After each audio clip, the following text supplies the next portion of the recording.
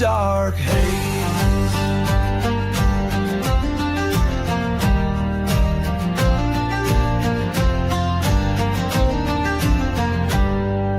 Ladies of the night with eyes of red, vampires in the alleys where good men dread,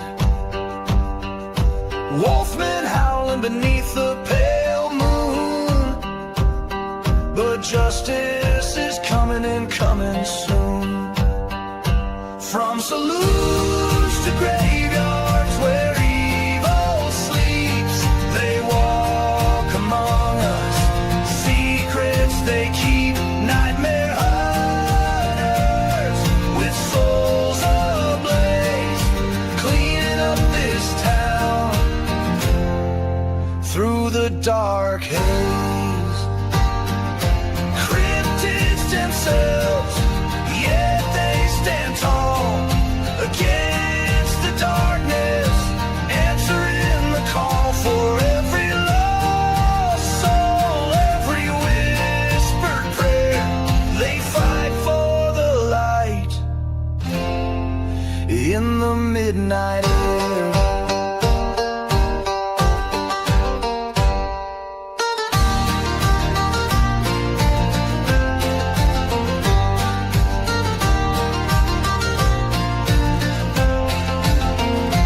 From saloons to graveyards where evil sleeps, they walk among us, secrets they keep, nightmare hunters with souls ablaze, cleaning up this town through the dark haze. The night is young, the hunt begins. For against the darkness where hope never ends.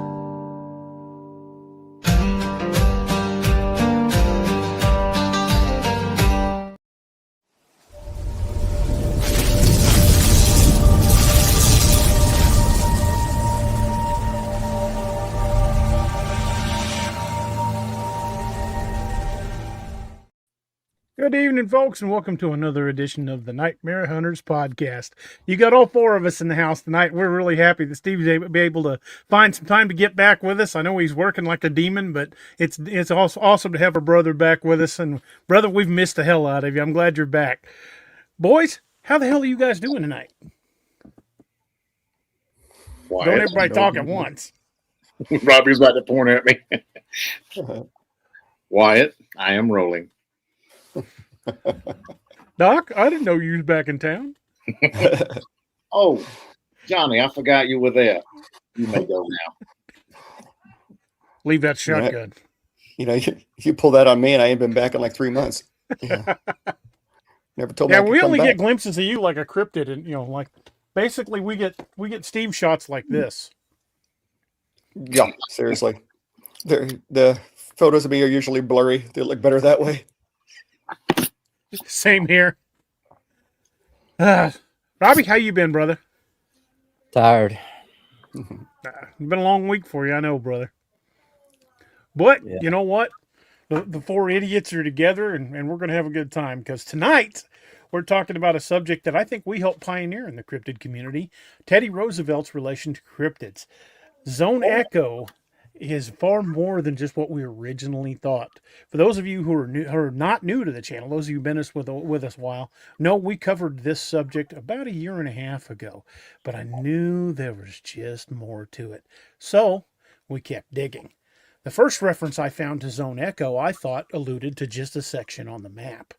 But the more I tugged at that string, the more things started to unravel. It turns out Zone Echo is a term that's used by the Department of the Interior for the entire sector around the Bowman Valley. Orders were made forcing Google to change the map of the area so the terrain features were no longer available. All you can see is trees when you look at it. And when you look at it long enough, you can see the pattern. They overlaid it with the pattern of something else. Also, Zone Echo, when Department of Interior started taking over, all of the trails that went anywhere near that area were rerouted. Conservation efforts were shifted to other areas. You cannot get a backcountry permit to go in that valley anymore. And the icing on the cake is if there's nothing to hide there, why is it a drone free zone? You cannot fly a drone over it. And it's not part of a national park. It's not part of a military installation. It's not part of any government controlled section of land like national parks or battlefields or anything like that. Yet you still cannot fly drones over it. So there's something far deeper to Zone Echo than we even suggested the last time. There's something deep, and There's nothing to see here, but you can't see it anyway, huh? right. And you can still go in there, but if you file a backcountry hiking plan, they will not approve it if you say you're going anywhere near that valley. But if you go in there, you've basically got to sneak in, or just not tell anybody where you're going. There's a few places like that out there. I think I've been to There one it with you knuckleheads. Yeah, we've been into a couple places like that we had to get into by boat. Places we weren't supposed to be in the first damn place, but there we were. Under the dark of night. Yeah. Would disavow your existence if something happens to you. Swallowing bugs and getting crap thrown at us. Finding deer parts in trees. Fish. Hey, The infamous Missouri tree trout. what did y'all get thrown at y'all that night, man? Rocks. It sounded like maybe even sticks. We could just hear them hitting the branches coming through because that area. You saw the area, Doc. Even in the dead of winter, that area was so thickly overgrown. Yeah. Whatever was coming, we would hear it. We were hearing it hit branches. And even down there by the boat ramp, there was still a lot of growth whenever we were there. Throwing cobbles and stuff. It sounded like about something bigger than, that I would feel comfortable throwing, but, nothing like ridiculous. It wasn't like cars and And Noah on the Tables. parabolic mic, Noah picked up what he described as gibberish. He said, "It sounds like a language, Dad, but it's not anything I've ever heard." So I took one of the headphones and was listening, and it seemed like it was on the other side of the same peninsula we were on, not the cove. The other side of the peninsula, I could hear like, but it was faint. He's like, it was real close just a few minutes ago. So it sounded like Farmer Fran off of Waterboy. Yeah, kind of like that. There's some French Cajuns out there. Is what it was. Hit the pan. They P-road their way all the way up to Table Rock Lake, Missouri. It can happen. That's a long way. I was thinking That'd be a hell of a long bit of rowing. Oh, the Vikings missed Oklahoma. Is it Hot That's Fuzz fact. where what's his name? Simon Pegg. Well, the The old man interpreter. Yeah, where David Bradley is speaking Cornish. Yeah. Oh no. What'd you bring the dog for? We don't need the dog. We need him to act as translator. You got a permit for the gun? I got a permit for this one. So this one. Wait, what do you mean for this one? Where do you get all these? Found them. All right, we can derail on that movie all night. That's a great movie. Yeah, it is. We better salvage this before it goes too far afield. Pull up. Mayday, we're going in. But anyway, what brought attention to this valley was the 1889 Bauman incident. In 1889, Teddy Roosevelt released the book The Wilderness Hunter. And though the rest of the book is all factual stories about Teddy hunting and his exploits in the West, this one story goes in there about a mysterious man named given named Bauman, who never came forward, but the story was provided with such unbelievable detail. The amount of detail you would only get from somebody who was there. The valley where it happens is located between the upper Salmon and upper reaches of the Wisdom Rivers. That's up near the Montana-Wyoming border, and that is, well, it's actually pretty near the Absarokas from my last book. But that is also the very definition of woolly-ass backcountry. If you were going to get to that valley, about the only way you're going to get to it is on foot or horseback. Yeah, maybe a really good ATV, but there are no roads. There's no way to just drive up there and have a look. And even the trails that used to go near the edge of that valley have all been either destroyed or rerouted. Which, that right there is enough to make you think. But the victim in the story, Bauman's partner, was never given a name. The story basically depicts that Bauman was a trapper, which Teddy Roosevelt was up there hunting and trapping, but okay. But Bauman was an old German trapper who went up into that valley with his partner, a valley that the Native Americans in the area told him to stay the hell out of. That's something that the tribes in the area avoided because they said it was a dangerous place. There were things up there that you should not mess with, and they warned them not to go. But they did, because the beaver sign was pretty high. They thought they could get a lot of weight in beaver. And beaver pelts were basically currency back then. But anyway, the first couple of nights, they started noticing something coming into their camp, going through their packs, going through their gear.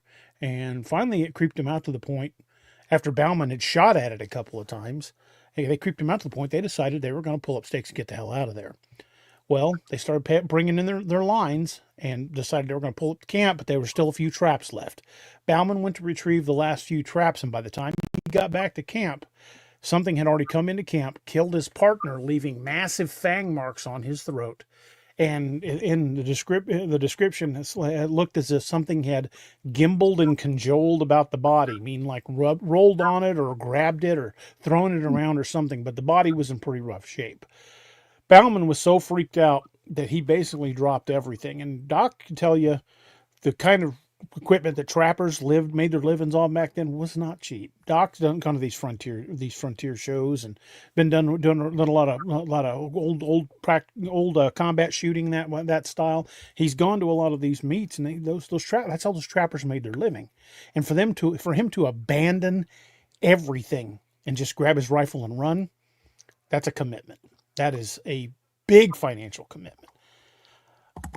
So Bauman gets out, allegedly tells the story to Teddy Roosevelt. But again, the cop and me and the cop and Robbie, we just couldn't let that go. Again, from the amount of detail in the story and the fact that Teddy Roosevelt was not president at that time. He had never been elected to office, but he had political aspirations. So in this book that is an autobiography, except for this one story, and again, as we pointed out, that Bauman never came forward and said, yeah, that's me. It becomes more and more likely that Bauman was Teddy Roosevelt. And then when you couple that with the fact that when Teddy Roosevelt went to Harvard, he was on the rowing team. And the point man on the skull is called a Bauman. And that was Teddy's position. His nickname in college was Bauman. So you add that in, yes, it might just be circumstantial, but it's circumstantial that really makes you go, So when you start looking at all this, it's not a huge leap of the imagination to believe Teddy Roosevelt was Bauman. So if you can make that tiny little leap of faith and accept that Bauman is Teddy Roosevelt, then the strands of those webs starts coming apart pretty fast. And that's what we're going to be doing tonight. We're going to be tugging at those strands. And again, this was originally published in 1889 in Teddy Roosevelt's book, The Wilderness Hunter. And it's a really incredible story. Steve, why don't you start in with us? Pick up where it says full breakdown of the Bauman incident.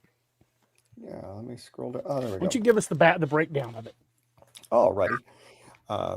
So it's like you were just saying earlier, it's this remote mountain pass. It divides the forks of the Salmon River from the head of the Wisdom River. So like you said, Montana-Idaho border. So it's some pretty funky, woolly country up there. Based on the fact that the book was written in the 1880s, they're saying that this is probably mid to late 1800s. Roosevelt would still be a young outdoorsman at that point. Kind of building his reputation as being a tough bird. And Bauman, according to the story, is a German descended frontiersman, and then he has this unnamed partner that were both very experienced beaver trappers, and that's about it. Do you want me to go down to the next section, or? Yeah, go ahead and continue. All right. So they men set up this camp in this secluded valley, and The first night, Bauman comes back to the campsite and everything is just destroyed. Their lean-to is messed up. Their supplies are scattered like something's gone through them. And there are these big footprints around the camp. They're too big to be a bear, clearly not bear tracks. They really didn't know exactly what it was at that point and made them pretty uneasy. And so then over the next few nights, they hear some pacing footsteps kind of circling the camp as if they're just kind of being orbited. Whatever this thing was, it was deliberately trying to avoid the firelight, staying just out of sight. And at one point, Bauman fired his rifle into the darkness. Pacing kept on going on. It didn't seem to phase it a whole heck of a lot. Over the course of their stay, they had tools moved, food stolen. The men just felt like they were just constantly being observed. And so on the night in question, Bauman had left the camp, like you said, to go check his traps, because they're planning on pulling up, and like you said, traps are expensive. There was a few of them still left. They wanted to get, see if they had any success with. He returned. The camp was in disarray, but this time his partner was dead beside the lean-to. Neck was broken and he's just mutilated. Those same big tracks were surrounding the body, and the track suggested whatever it was attacked him upright and was powerful. If it was a bear, less likely it would have been attacking upright. And of course, Bauman then fled the valley in terror, abandoned the traps, to hell with everything, we're getting out. And then allegedly he told this story to Roosevelt, who included it in The Wilderness Hunter. Roosevelt even made comments about Bauman's sincerity, stating that the old trapper could, quote, hardly repress a shudder while telling it. Roosevelt speculated it might have been a, quote, wicked and cunning wild beast, but the details, upright posture, deliberate harassment, suggested it was something more. And again, from the amount of detail, I've taken lots of crime scene reports. Robbie's taken more than I have. And one thing I can tell you is you've got to pry that level of detail out of somebody. The sheer amount of detail in that story, first time I read it, I thought, man, there's a lot of detail in this account. But then, when I read it over a few times later, I started making the connection. I'm like, you know what? This sounds like it was actually written by somebody that was there, not somebody that was just telling a campfire story. Mm. So I sent it to Robbie, and Robbie agreed. And that was kind of the birth of the notion that Teddy Roosevelt was somehow involved with cryptids, had knowledge of them at the very least.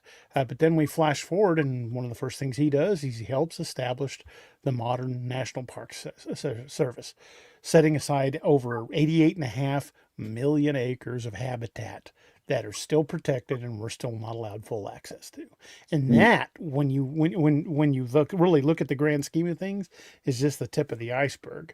Because 88 million acres sounds like a lot, but when you add in national battlefields, state parks, national wildlife management areas, places where the land is managed by the federal government, Bureau of Land Management, when you add all of that in, we're just talking the lower 48 too.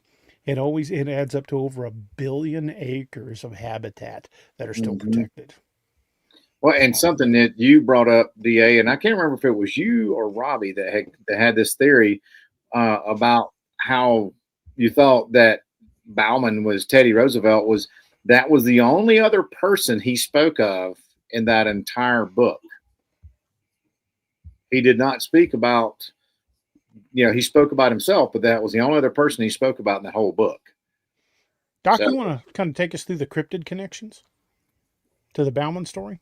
Yeah. Did you hear what I said? What's that? Hello? Okay, I just want to make sure. No, I was just talking about the how he was the only dude he talked about. Yeah, that's the only non-Roosevelt story in that book. Right. Yeah. So yeah, it is. That's kind of weird. If he was going to talk about just one dude, why not 2 or 3 or 4 more? So interesting. So some of the cryptid connections is how the researchers interpret the Bauman incident as one of the earliest Bigfoot / Sasquatch encounters. Because if you remember, they didn't really start calling them Bigfoot until the late 50s, wasn't it?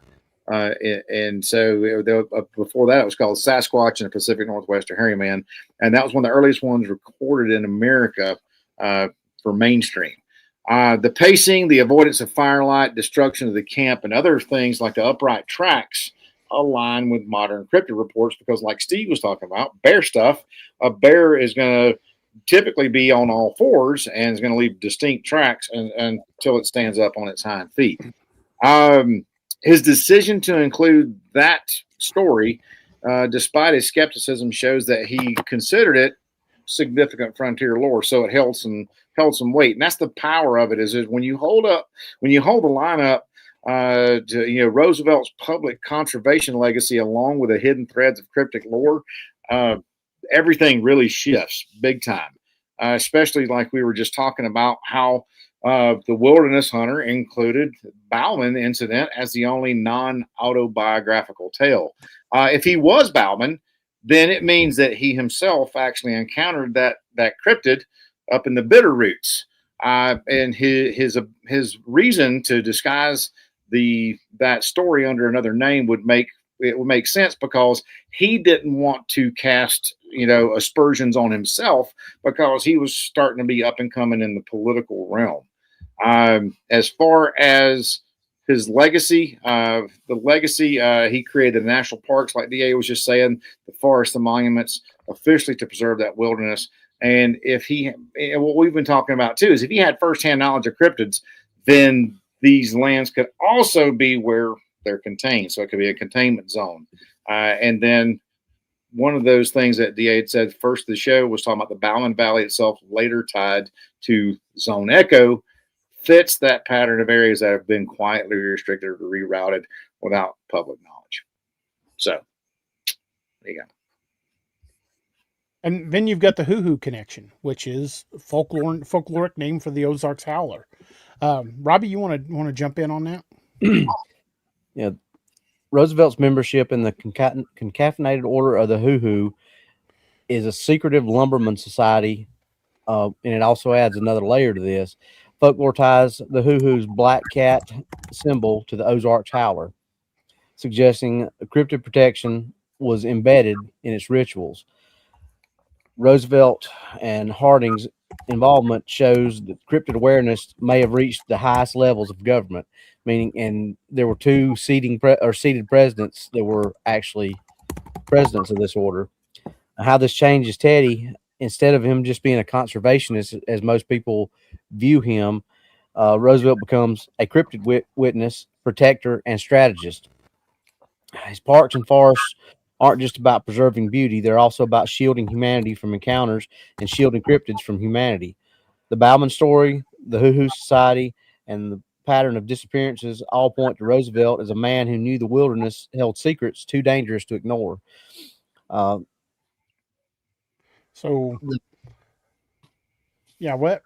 me that's just icing on the cake right there. I mean, that the fact that he was involved in a secret society dedicated to the preservation of a cryptid. Clearly, Roosevelt has had cryptid encounters, and I do make encounters with meaning plural. He knew about the Ozarks howler. In fact, some of the sources I found say that the Ozarks National Forest in Arkansas was set aside specifically as a preserve for the Ozarks howler, and that's over 1 million acres, like 1.5 million acres of national forest. Wow. And since the Ozarks National Forest butts almost directly up against the Mark Twain National Forest here in Missouri, that adds another, I think, 2.5 million acres where those things could easily disappear. Wow. Dang. And then you look at the sheer number of cryptid sightings in the Mark Twain and the Ozark National Forest. It really kind of just spells it all out right there for you. One of the strangest things about that is the wilderness hunter itself. The oddity about the wilderness hunter. Like Doc was saying, that book was completely autobiographical except for that one story. And a guy that clearly had political aspirations, the last thing he was going to do is put in a story that most people would see as a tall tale about how he saw a monster. Plus, they also might subsequently blame him for the death of the unnamed partner. So there was culpability there, and there was deniability there. Yeah. I don't think Roosevelt wanted to be listed as the person. He didn't want them to know he was Bauman, but by naming it Bauman, which was his nickname, it's almost like he left that little breadcrumb for people to pull at that string later, which is exactly what we're doing.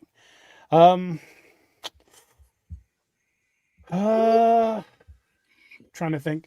Oh, good. Roosevelt was absolutely fascinated by folklore. Was constantly reading about different stories and different tales, and he was enough of a believer that he went out to check these stories out. So Roosevelt might have been the first cryptozoologist. Well, that's pretty freaking cool, honestly. I think that's pretty awesome. Yeah. Yeah. Doc, you want to talk about Roosevelt's cryptids in the national parks? Yeah, man. And so Roosevelt, I mean, his big legacy is the national parks. I mean, you got 5 national parks and some like 18 national monuments and over 150 national forests. I mean, this is really freaking cool. Now, officially on paper, it was to preserve wilderness and the wildlife, and keep it wild, basically. What speculation is on it is that he wanted to contain and protect those areas where the cryptids lived, keeping them away from the settlers and industry, but also, like we had said earlier, honestly protecting the cryptids from the humans, from the people.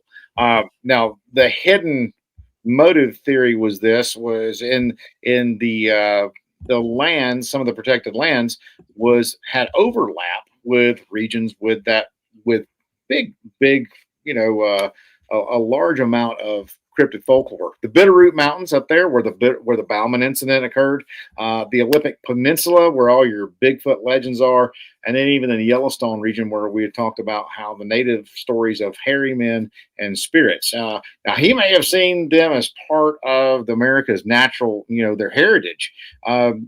Dangerous, yeah, they're dangerous for sure, but they're still worthy of protection because he had lived through the buffalo hunting years. I mean, he was a younger guy then, but if you look at it, I mean, they eradicated millions of buffalo, and same thing with wolves and bears. Absolutely, they almost drove them to extinction. Almost drove them to extinction. So I think there was a big thing with him, like, hey, I know what's going to happen if I let the man find out about these things. They're going to descend on these forests and droves, something like the gold rush had never seen, and to hunt these things into extinction. So I think there was a lot of protection there as well. With that whole Bauman Valley area matches some of the stuff that DA was just talking about earlier on the show, like with federal restrictions called Zone Echo, where you have trails that have been rerouted. You got hiking trails that are deleted, areas that have to be covered with woods, drone flights banned, mapping banned, denied, backcountry permits denied. So that kind of echoes what his conservation tactics working today. And so did he set the precedent for quietly restricting access to these zones under the guise of conservation? Well, that's what we're talking about. So, and another thing that bears thinking about is that the more you dig into the area of the Bitterroots, disappearances go back more than 150 years. They will happen in groups. They'll go silent for a while, and then they'll happen again. And tonight we're going to dig into some of the more famous incidents. And I think if you're willing to take that leap of faith with us, folks, if you're willing to accept for just a second that Teddy Roosevelt was actually Bauman, then these other disappearances start looking in a whole different light.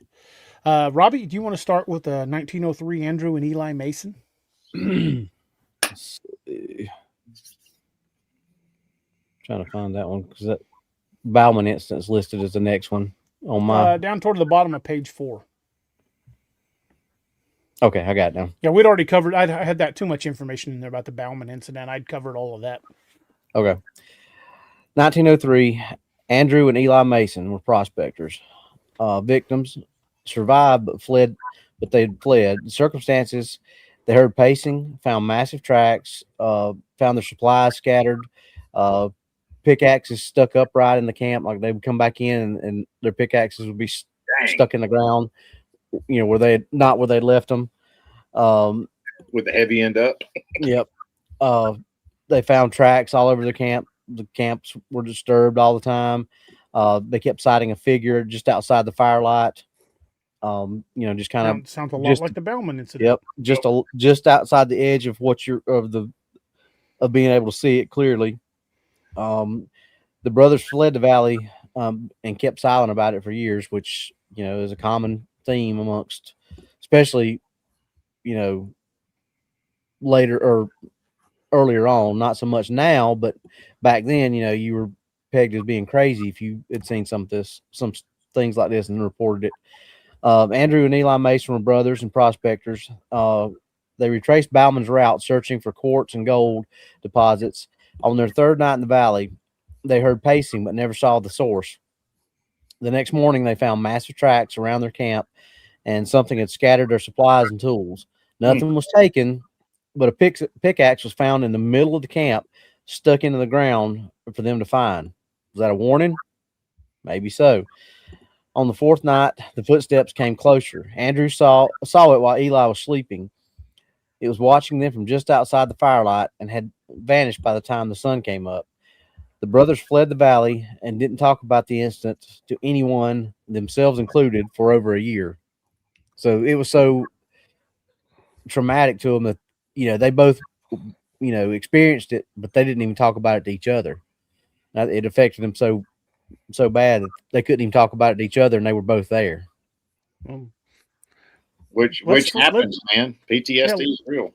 Let's forensically take this that little snippet of story apart. Let's forensically take that apart. What are the similarities to the Bauman incident, boys? Harassment, kind of scouting and harassment. Pacing Tracks. Equipment just being outside scattered. the firelight. Equipment being scattered around and gone through. Out firelight, tools and stuff, like you said, Robbie, being messed with. Things of value being run through but not taken. Yeah, and I would say this: it's almost like that pickaxe found standing up in the middle of the ground, stuck in the ground. That's almost like, honestly, that's like taking a big freaking tree and uprooting that sucker and jamming it down on the ground with a root ball up in the air. You know what I mean? To me, that's a pretty bold declaration. This could have been I could have stuck this in you.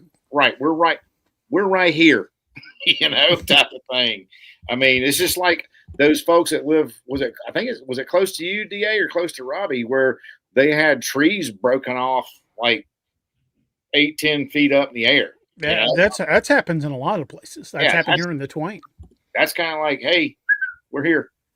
So I'd say that's a big freaking warning sign. What else? What else we got besides the stuff like that? I mean, well, the glaring difference is they both survived. Right. I was going to say these guys it's almost like they got a warning. The Bauman incident, his partner didn't get a warning at all. Well, the big thing is they stayed 3 days where Bauman and his partner stayed 4. And Bauman and his partner split up. Yeah. Had they stayed another night, it might have ended up the same way. It could have been, yeah, that's right. It could be like the 4th night. Well, if you're still here after all this activity and direct warnings, well, you're gone. I think the mistake that Bauman and his partner made was splitting up. Oh, did you check? Yeah, never split up, man. Yeah, that's horror movie 101 right there. That's horror movie 101. Never split up, dude. Yeah, don't split up and don't run in heels. It happens. I have not been following the comments. You guys seen anything we needed to answer?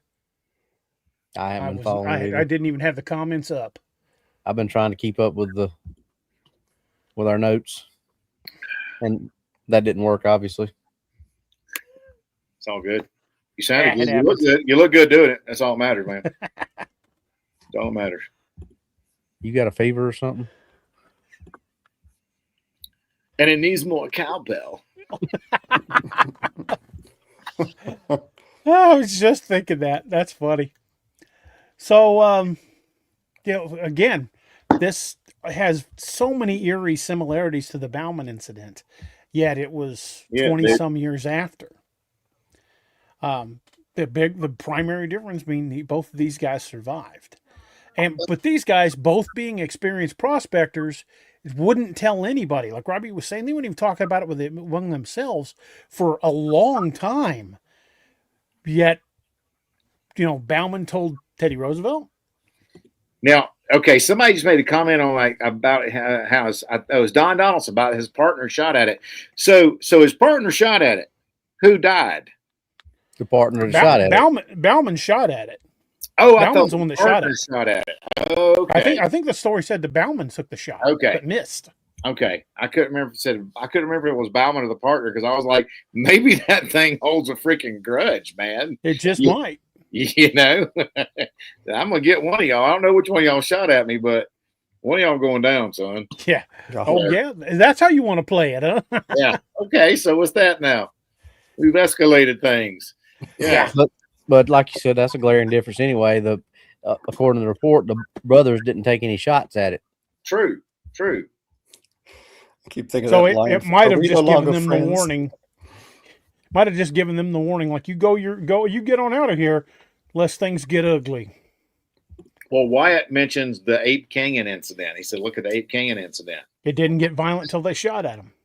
Correct. Possibly even killing one, because they said they hit one. And then the valley goes silent for a little bit. No other stories come out for a few years. Steve, you want to tell us about what happened in 1917? Sure thing. So this one's referred to as the Jacob Reed incident. After the victim was Jacob Reed, a timber cruiser, and so basically it was his job to kind of scout out places where would there be a good amount of timber to be had, and kind of staking a claim on it, so to speak. So he went missing while he was doing one of these scouting little episodes. So when they got to where he had last been, his hat was torn apart, his knife was broken, and then the same large footprints. No blood, no body. Of course, at that point, the logging crew that was supposed to come in there, kind of glanced at the watch and decided it was time to get out of there. And the company immediately canceled their operations in that area, even though it was, good timber country. The way the story spells out, it says the logging crew sent timber cruisers into the valley to look for good stands of timber to cut. Jacob Reed went missing, and the others searched for him for hours, shouting, firing gunshots in the air, even climbing trees to try to see him. The only thing they found was at the base of a rocky outcropping. Harold Dunn, one of the loggers, found Reed's hat torn apart, along with his knife, which was broken. No blood, no sign of a body, no sign of a struggle. Just large footprints leaving the area. And at that point, they fled the valley, canceled the job, and stopped all attempts to clear the valley. That time it took somebody and left nothing but a hat and some blood. Oh, no blood. Just a hat, a broken knife, and some large footprints. And to break a knife? Yeah, those. Granted, you can go to Walmart and buy a cheap knife and snap the blade pretty easy, but back then, those knives were hand forged. Those weren't cheap steel. That was something that timber cruisers and people that lived by their wits out in the wild like that. They needed a good quality knife, and those knives were very rugged, high carbon pieces of steel that you could do everything from chop down trees to skin a buck with. Yeah. That was the multi-tool of the day. So, yeah. For it to be snapped took some doing. Yeah. And ripping a hat up too. I mean, those hats were fur felt, and that stuff is not easy to rip, man. It really isn't. Whew, that's scary. Lord. Jeff Yarrington says he probably broke it off in something, or broke it off trying to get it into something. Correct. It might have like smashed it on a rock, or just grabbed it but whatever did it, it took a lot of strength to do it. Yeah. That's some scary stuff, dude. What do you guys think? Think about that one. I mean, I don't blame the logging company. I mean, that's not only they lose a guy, but that's a huge liability. I mean, your crew's not going to stick around if people start getting picked off. Yeah, they're gonna be like, yeah. And apparently, what they found convinced them enough that they're like, I think that's telling too. This ain't it. that they didn't say, oh well, there's a lot of money, let's just push through. They were like, nah. Right. So I That's bet old growth timber, and I that bet old growth somebody- timber fetched a high price. yeah, and I bet somebody saw them big prints and was like, you know what? We don't need to be here. There's something way bigger than us out here, and we're not top of the food chain. You know? They took one look at them big footprints, and their resident doc hopped in his Jeep Grand Cherokee and said, "Get in, boys, or you're staying here." See you later, Robbie. What time is it? about half past time to get the hell out of here. Damn They right. hit the edge of that valley doing mock Jesus like Doc driving past the city of the dolls. Screw those dolls. Oh. Nope. When your rental caps out at a speed of Mach F, huh? I hope they don't download that data because they had some interesting shit to look at. That's for sure. I loved what Doc was asking the guy. Like, so hypothetically, if a big rock were to come out of the sky and smash into this, is it covered by the insurance? Dude, I mean, I had to, and he's like, what? I said, no, just hypothetically speaking. I just wanted Let's to say a know. meteor hits the car. Yeah, I said, let's say a meteor from outer space punches through the hood, busts the engine up, destroys the vehicle, busts all the windows out, flats the tires. Am I good? And he's like, yeah. Drops a tree on it or something. All right. He's like, yeah, you're good. I was like, all right. So, and then if they'd have been downloading the data, I'd been like, hey, come here and look at this, man. Did you know this thing could do that? I had no idea. Doc inadvertently created the cryptid clause in rental insurance. Yeah, exactly. Was that Travis Pastrana driving that thing? Vehicle one performs a split S. How'd it do that? They got a scratch on it. Match it. The sensors at one point registered all four tires off the ground. Who knows? You know, who knows? Don't judge me. His eyes was fell down a well. His eyes was across. Got kicked in the head with a mule. They go back straight. I don't know. I don't know. All right. Good Lord. Whew. Robbie, you want to take the next section? Dr. Williams or Dr. Yep. Lauren, excuse me. Yeah. This took place in the 1920s. Dr. William Lauren, a researcher, he survived but abandoned his research. So apparently after this, he no longer wished to be a researcher in the wilds of the United States. Circumstances, he was out collecting dozens of local stories of missing hunters and hikers. I would love to have got his collection of stories. Yeah. Evidence he had multiple oral accounts of disappearances. So a researcher from Oregon State University named Dr. William Lauren began investigating the valley and interviewing people in communities that were near it. He collected dozens of local stories of missing hunters, hikers, campers, and others who went missing in that valley that were never reported. Dr. Lauren quit and returned home and refused to speak on the subject. All he would say was, "What lives in those woods is not ours to understand. I don't believe it's a creature. I think it's a presence, and it does not want to be seen." So apparently he didn't even make it out there. He got stories, and the stories were so profound that he said, "Nah." Dude, if just the stories run you out, that's saying something right there. Mm-hmm. Yeah, what is in those woods can stay in those woods, and we're going to leave it alone. And right. it can stay in those woods unmolested. You know what I mean? Mm-hmm. I am not going in there. So apparently this guy collected dozens of stories that we don't even know about, stories that were not reported. So that means the number of people who've gone missing in the Bitterroot Mountains near the Upper Salmon River, we have no idea how many there are, but there are a lot. Wow. The next big one, came from 1942 from a guy named Samuel Colby Moss. He was a CCC worker. My dad was a CCC worker, Civilian Conservation Corps.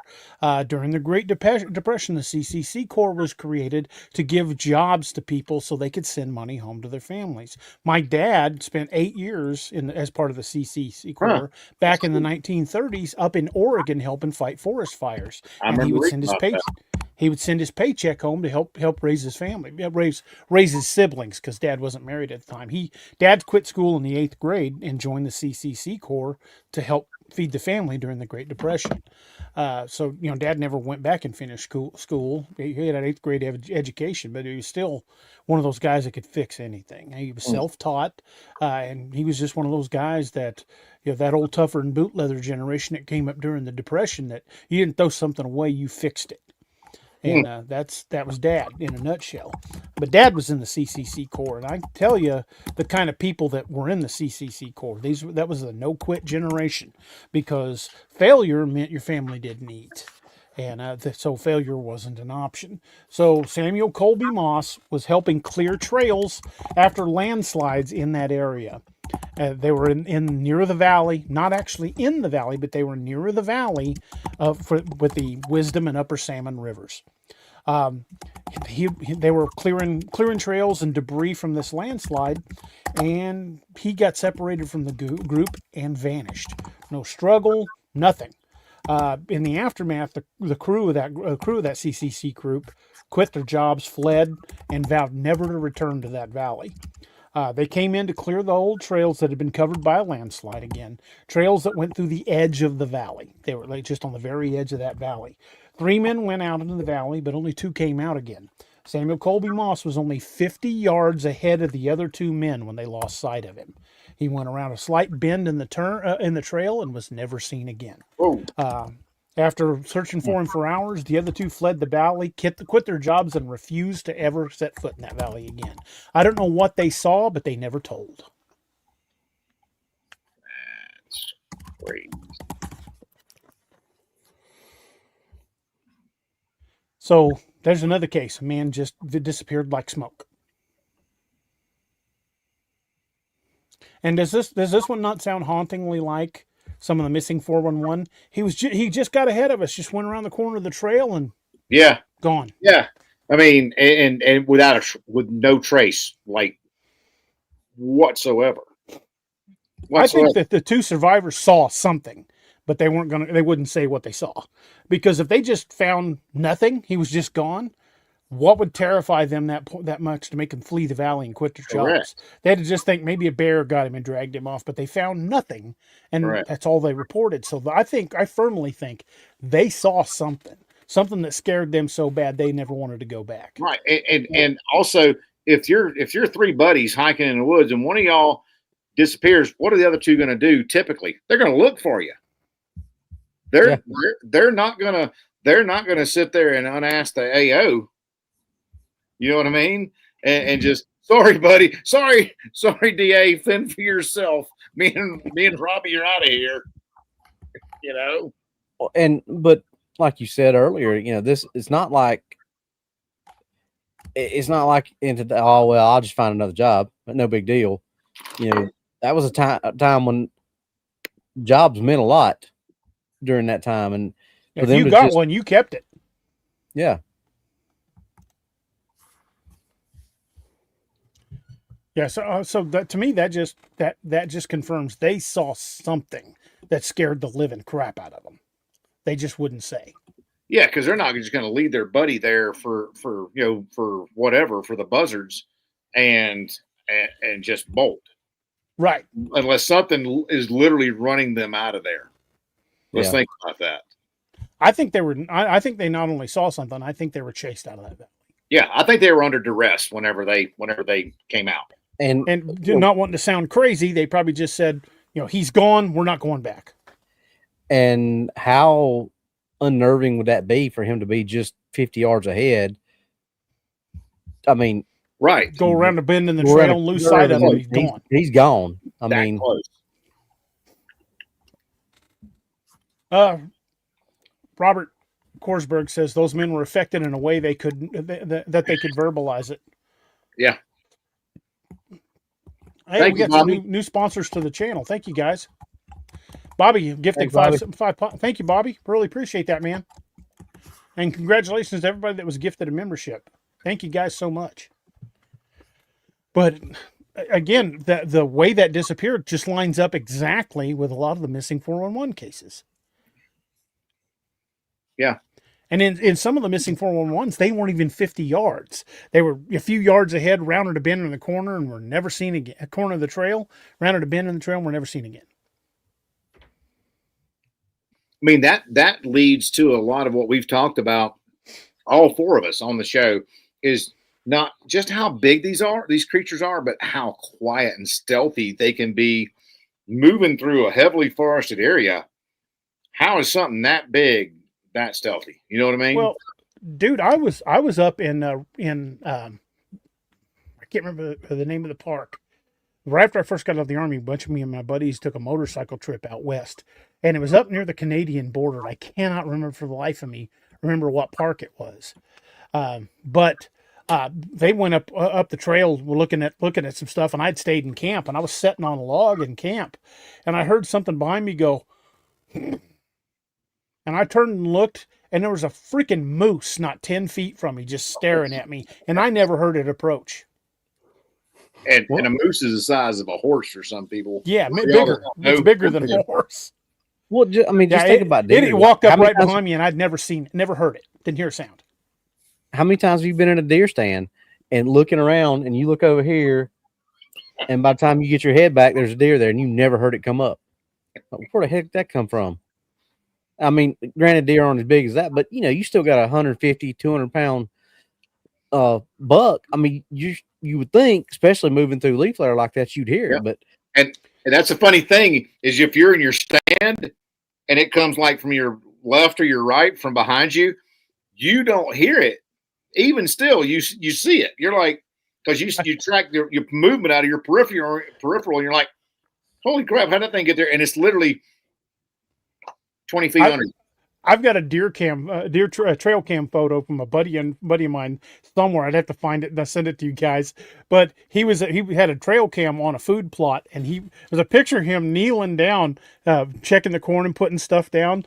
And there's a deer not 2 feet behind him, looking over his shoulder to see what he's putting on the ground. He said when he looked at the pictures later, he was like, "Son of a, it was right behind me." The deer's all like, "Is that for me?" Is that mine? That looks tasty. Did you bring the good stuff this time? Oh, White's warning us. We got 2 minutes. Yeah, we're going to take a quick break here to pay the bills. So folks, hang with us. You want to top off your drinks or grab a refresher, or we may take a quick pause for the cause. Now is the perfect time to do that, because as Race is fond of saying, we got to take a quick break and pay some bills. So we will be right back with y'all in just a couple minutes.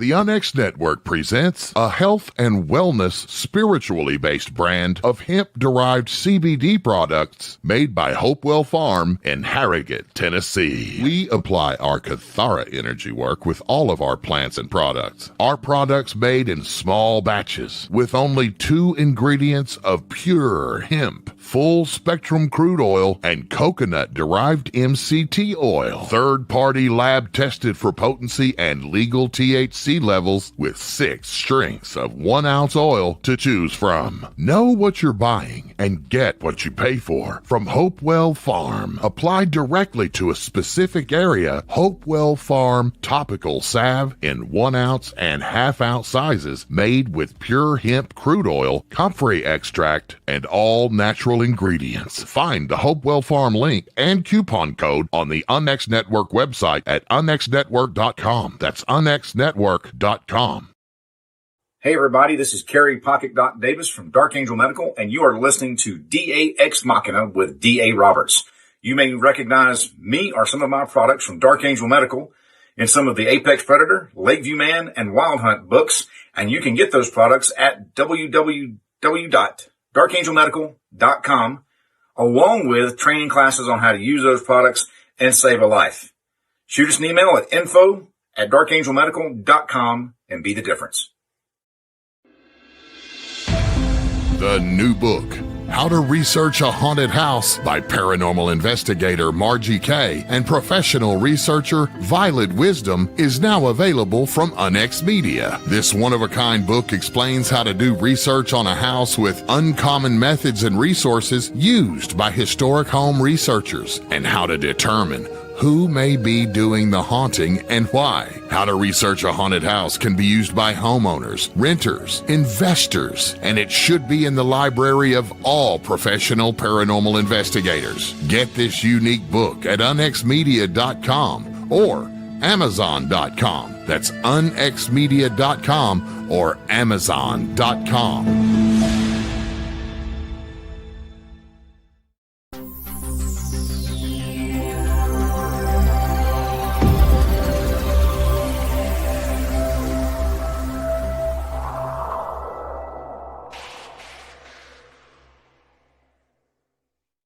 And folks, we are back. Welcome back to the Nightmare Hunters podcast, where you've got four idiots without any waiting. So we are going to jump right back into this. Who wants to take the next segment? I'll do it.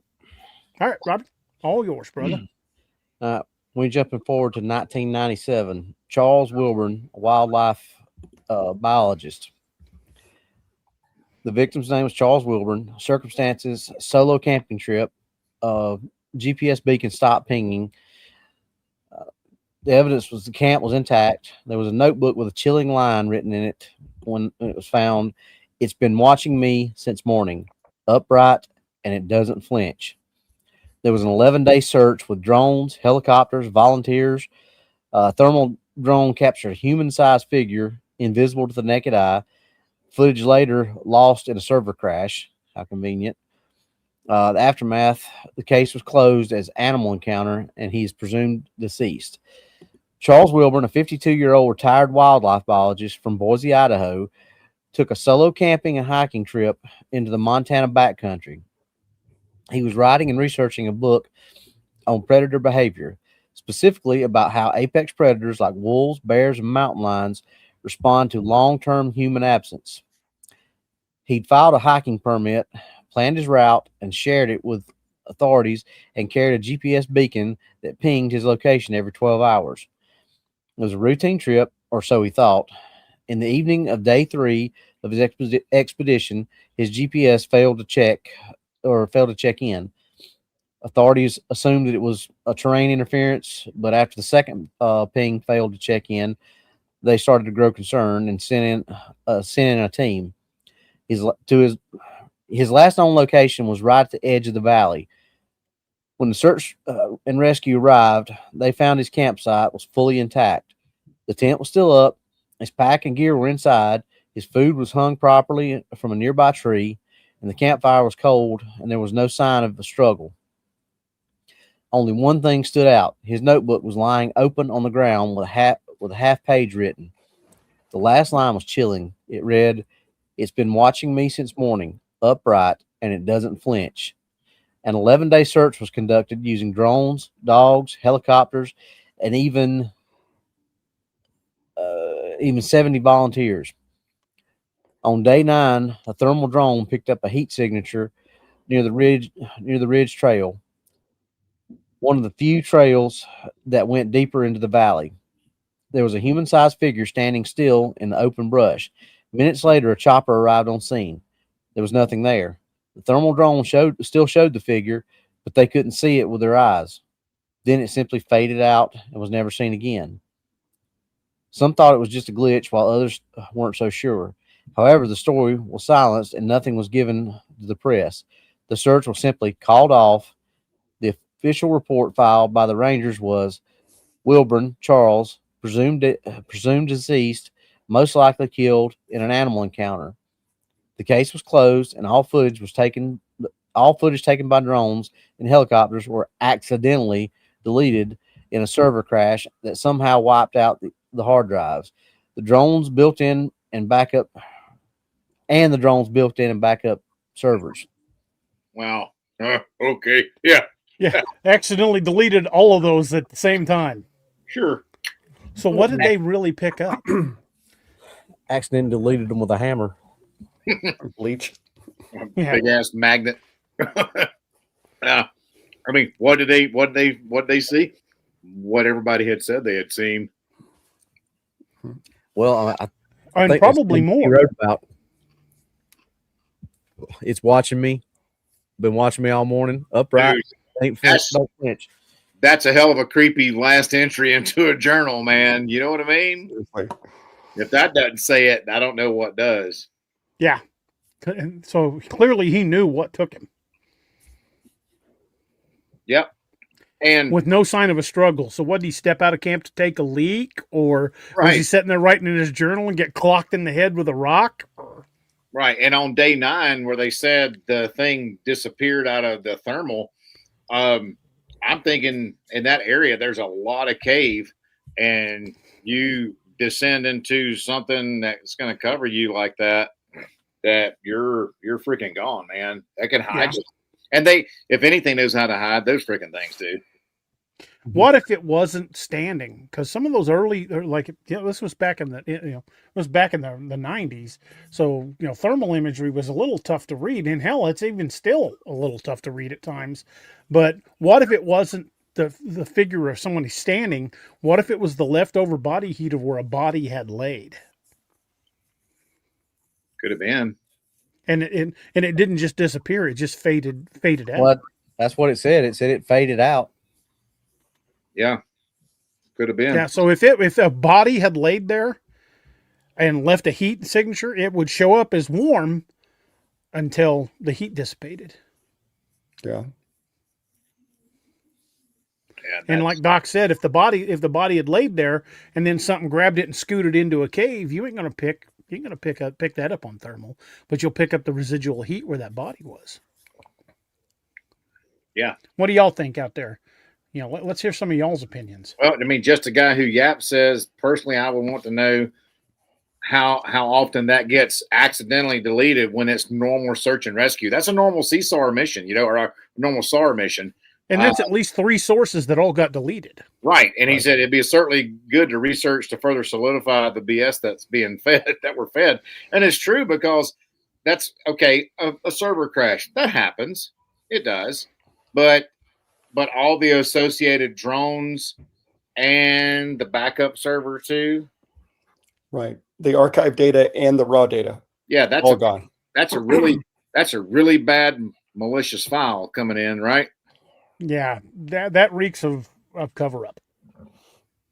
Yeah. So I think something happened in that valley they did not want to get out.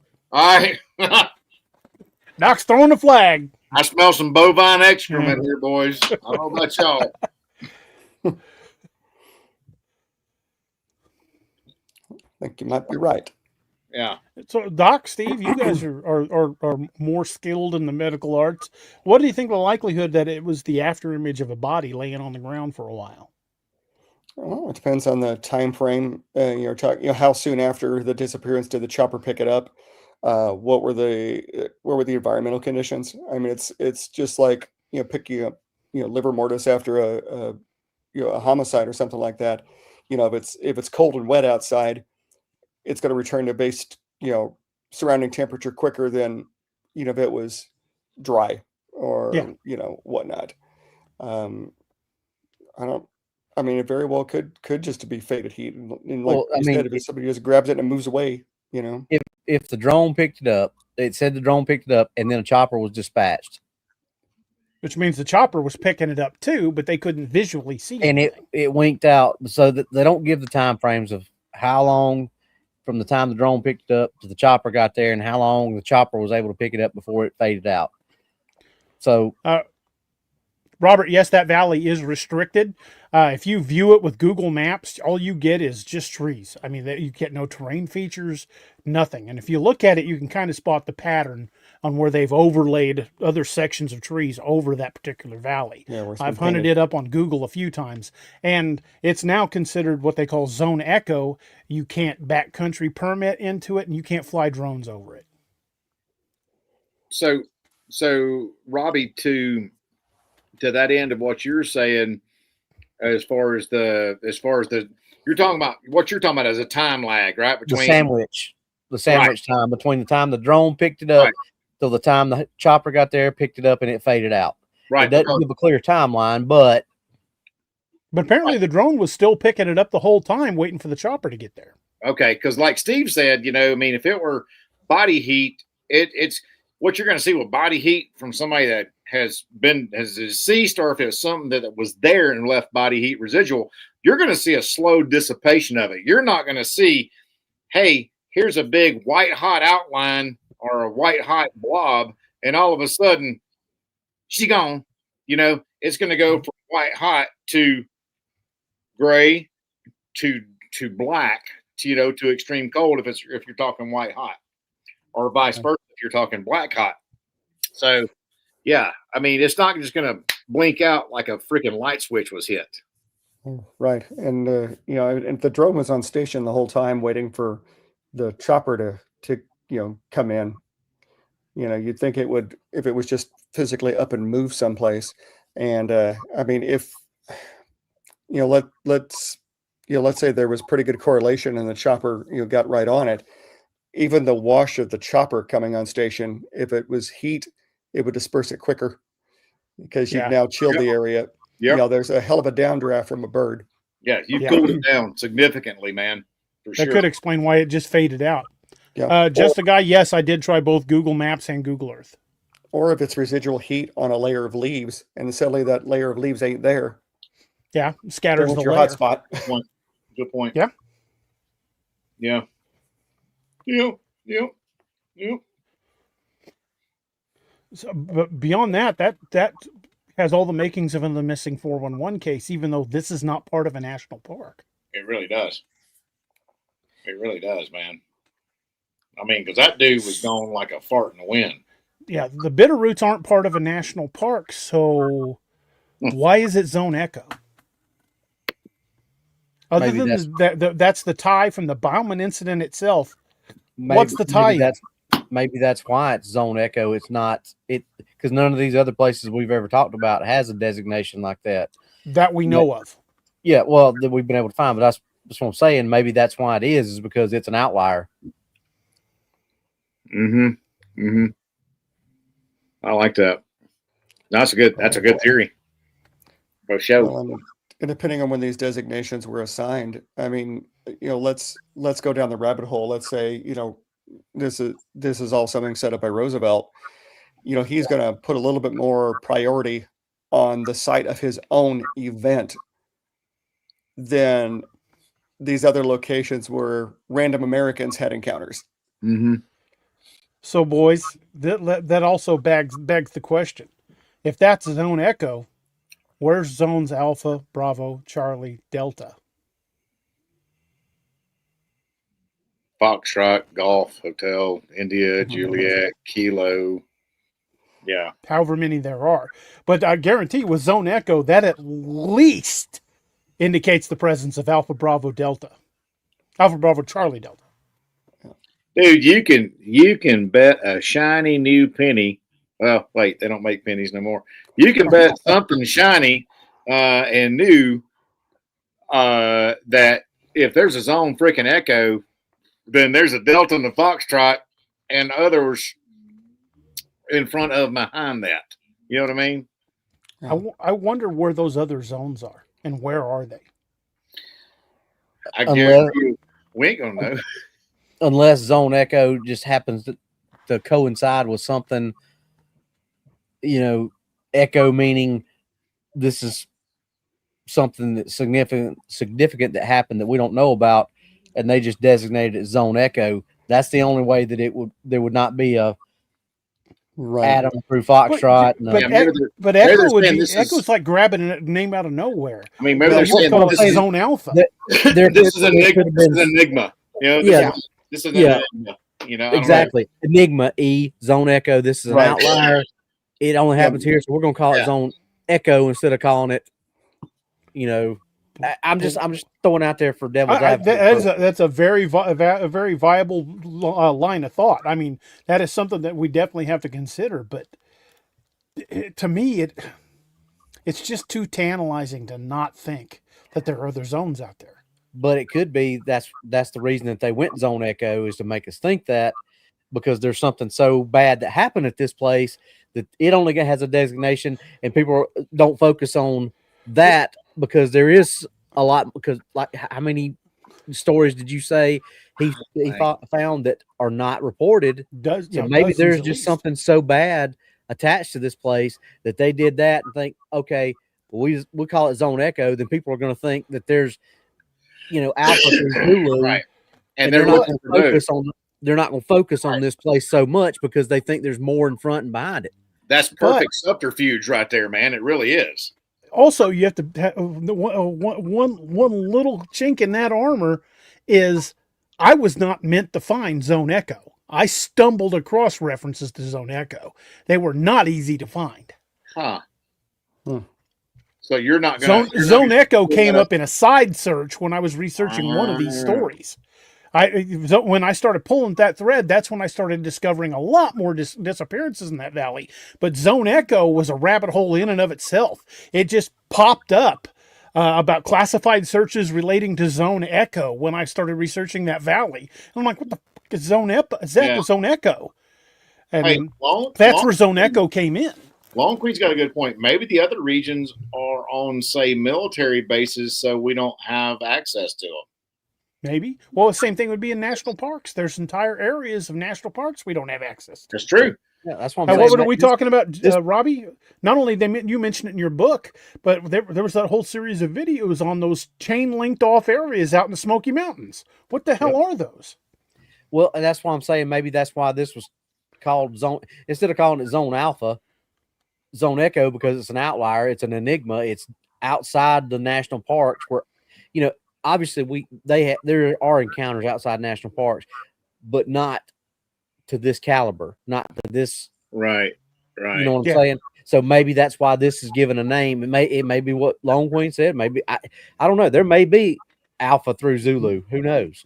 I'm just saying, you know, maybe that's a reason that it's called Zone Echo, is because I think that's a great point, that could be why it's called Zone Echo. Yeah. But I'm still tantalized by the fact that I stumbled on the reference to Zone Echo. That was not stuck on that as part of the research. That was something that I found in conjunction with the initial research. Which lends credence to the theory that Robbie just put out that, hey, if there's a Zone Echo, don't look at this hand, you know, look at this hand. Maybe there's all these other hands around there that they're, you know, are there. And they could have looked at it as like, well, somebody's going to figure out something here.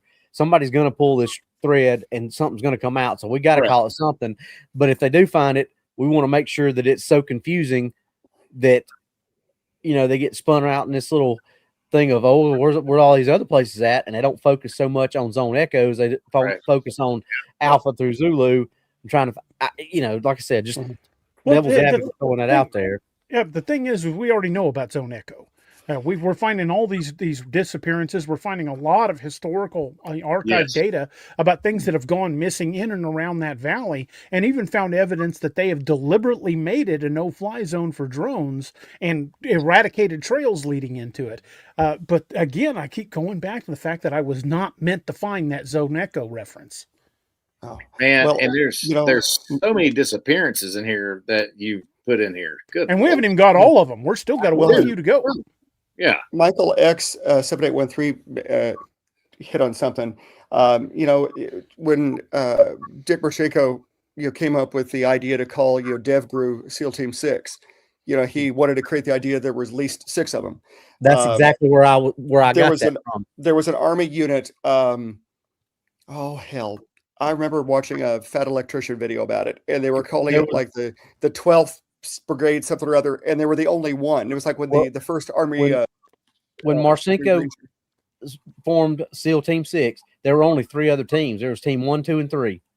And he designated them SEAL Team 6 because, like you said, Steve, he wanted people to think there was 4 or 5 Five more of them. 4 and 5, yeah. Right. But there weren't. There was only, in reality, there were only 4 teams. There's 1, 2, 3, and 6. Yeah. But he wanted people to think that there were other teams. So that's where I was. That when all that stuff happened, that's where my mind was going with that. It was like, well, they've done it for stuff like that. Why not do it for stuff like this? Yeah, I think the first sheet of Rangers was the one that was, they called them like the 12th brigade, 12th something, and they're like, there was no 1 through 11. They just want to make it look like there was a lot more of them. And I agree, that's a very likely possibility. But I just, the conspiracy nut in me wants to believe there's zones Alpha, Bravo, Charlie, Delta. That's the thing about it. yada. It's a conspiracy no matter how you cut it. It's just, are they doing what they wanted to do by making you key in on, well, I wasn't supposed to find that. There's got to be more, and having the desired effect that they're wanting by having us think, well, there's got to be more, and not focus on this one because it's this, or are there really that many more? And you know what I'm saying? It's 6 1, half dozen other. Who knows what the real reason is? And either way, it's a conspiracy. Either way you cut it. I have such an ache in my cerebral region. Lord. That means it's confusing him.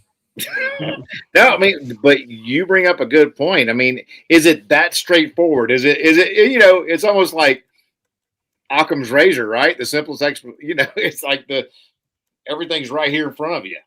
And so the simplest, what is it? The simplest explanation is always the most likely. Yeah, everything is right here. So is it that simple, or is it the way we want to be is make it convoluted? You know what I mean? I don't know, man. And if it is like what I said, they're gonna play into the fact that people are gonna be like us and think, oh, well, we got to dig in and find what these others are. Well, and I will say this: the fact that, like you said, don't watch this. Don't watch this over here. Right. Well, and like a distraction. And we're not, and none of us are, that tech ignorant. For the main servers to crash, the backup servers to crash, and then independent equipment, their own hard drives be wiped clean, and their backup. I mean, come on, man. And I saw somebody else had this question earlier, but it's also a question I've got. When did it become designated as Zone Echo? Did you find that part out, DA?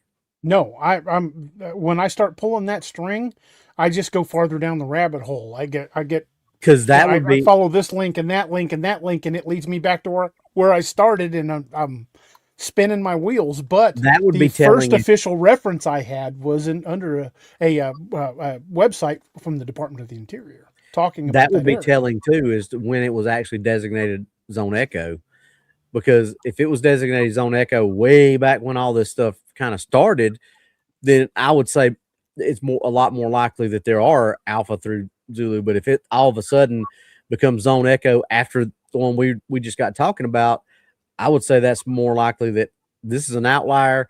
This is Enigma.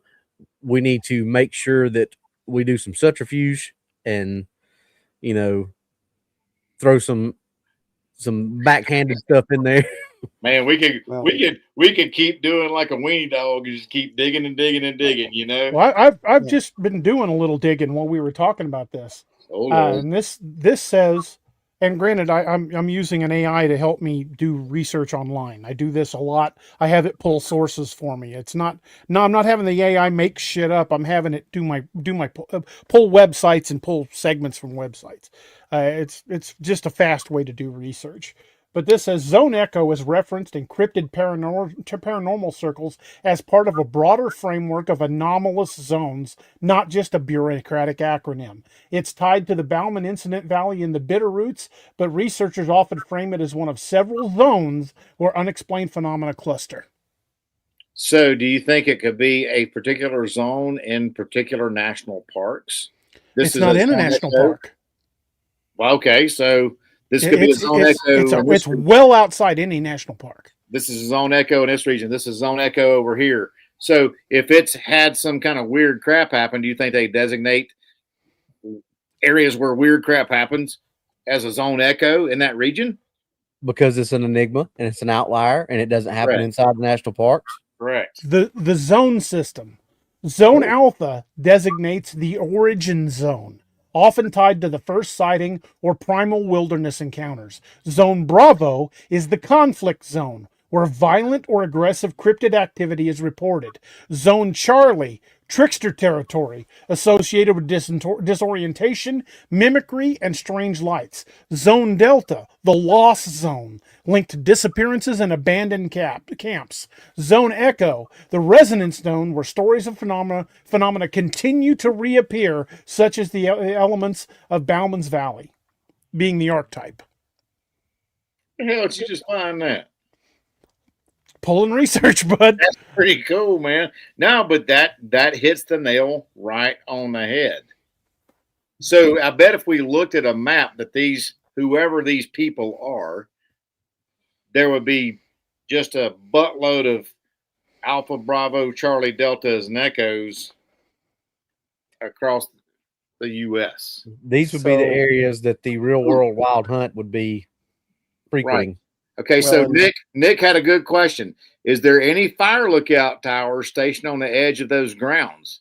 Not anymore. They were all torn down for use of satellites. Well, raise my rent. Interesting. So still no overlook. And you cannot file a backwoods permit with the Park Service, but or with with the Interior or whoever it is, the park rangers. You cannot file a backwoods path that takes you to that valley because they won't approve it. And the trails that used to lead into that valley have been deliberately destroyed. And all that falls under the Department of Interior, right? Yes, it do. So would the places that we have explored fit into that same category? No, because the places we went were all owned by the Army Corps of Engineers. Okay. So that's a different animal, and we would be dealing with the military, not with the Department of the Interior. They would roll up to the Department of Defense. Right. Okay. I was just thinking, it's like, okay, well, they've diverted the trails. They've been bulldozed off. Now, granted, bulldozed off sounds a lot like Combs Ferry. That's what I was thinking of.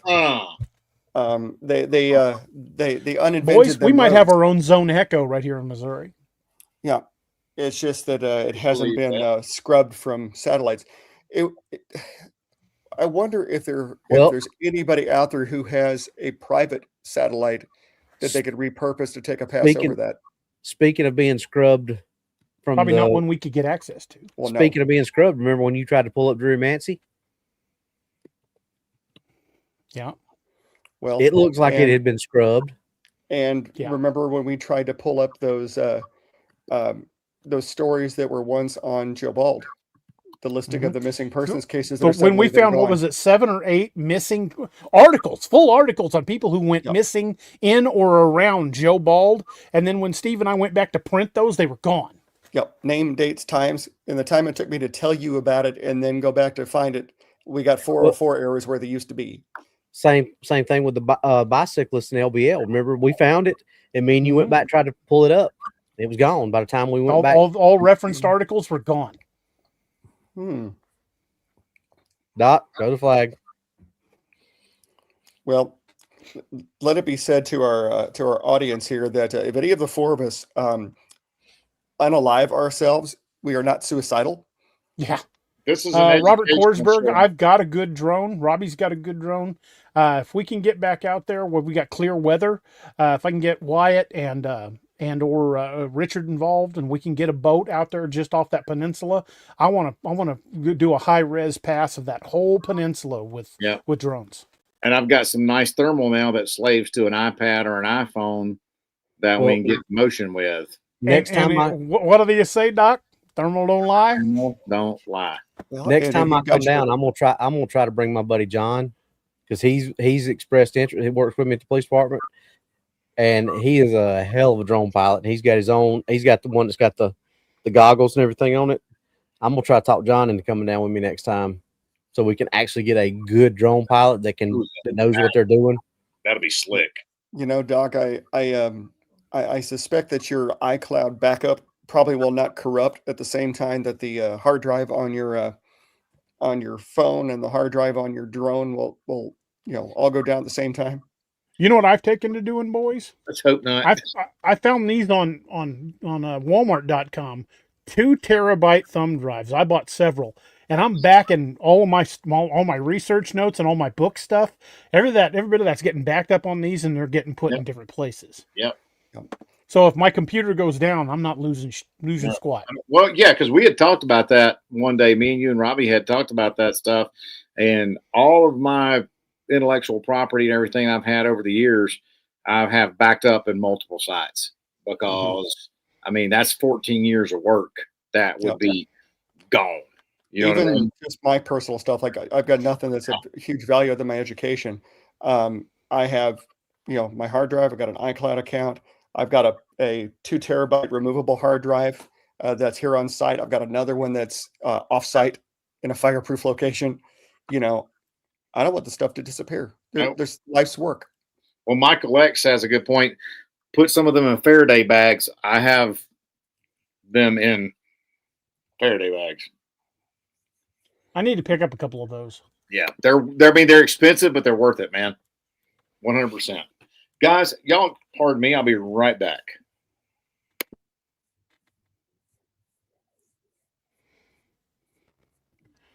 What do you think of that, boys? Well, I told you it was either one or the other. Curiouser and curiouser. I tell you, the more we tug at this, the weirder it gets. Steve, you want to pick up the next one? Starting in 2008. It's funny. You were saying the more you tug at this, the more it just kind of unravels. But it's like one of those old magician tricks. The more you tug at it, all of a sudden you're pulling scarves and boxer shorts, and Well, at this point, it's almost harder to believe that Roosevelt wasn't down. True. Well, the next one we got going on here is flash forwards up to 2008. So we're getting pretty close to our own little digital age here. Kyle and Mason Devereaux, they were teen hikers. Now, in this case, the victims survived. They had heard heavy breathing in the valley. Afterwards, Mason refused to enter the woods for a decade, claiming he still heard the breathing near the house. 2 teenage brothers, Kyle and Mason Devereaux, went hiking into the area. They were experienced hikers and they knew the woods in the area, but they'd never gone into the valley before. Kyle would later tell his father that they heard something in that valley, not footsteps. It was like heavy breathing coming from somewhere in the trees. They never saw anything. Afterwards, Mason refused to go back into the woods for more than a decade, stating he would still hear the breathing sometimes coming from the woods near their house. It followed them home. And how many Bigfoot encounters we've heard from researchers? Like, I went out to this area and I saw something, and then later it showed up at my house. There's lots of stories like that. Oh yeah, and there's a lot of critters that do that. There was a story I read recently. This rookie state highway patrolman, I forgot what state it was in, inadvertently hit a mountain lion cub that was walking with its mother on the side of the road, and he clicked the cub. When he stops the car and he, tries to check out, see if the cub's okay, and he discovers it's dead, and then he discovers that the mother's not too far from it and she ain't happy. So he took off in the car. The next morning when he's trying to leave for work, the mother mountain lion is sitting on the hood of his patrol car. So at highway speed, she followed the car home to be waiting to make sure that she still knew he killed her baby. Yeah. And that's just a mountain lion. That's not a near human intelligence critter. Right. And these were both experienced outdoorsmen, experienced hikers, and that kid wouldn't go back in the woods for a decade. These kids lived in the woods. Yeah. So to me, that story is just terrifying. Yeah, sure, they didn't see anything, but they heard it, and then they heard it near their house. So that's a creepy story. Well, if you're close enough, you're hearing the damn thing breathe. It wants you to know it's there. It wants you to know it's there, and you're close enough to get got. It could have had you whenever it wanted you. Reminds me of that Kolchak the Night Stalker episode with Parmal Faye, because a Mhm. lot of times the only thing you heard was it breathing.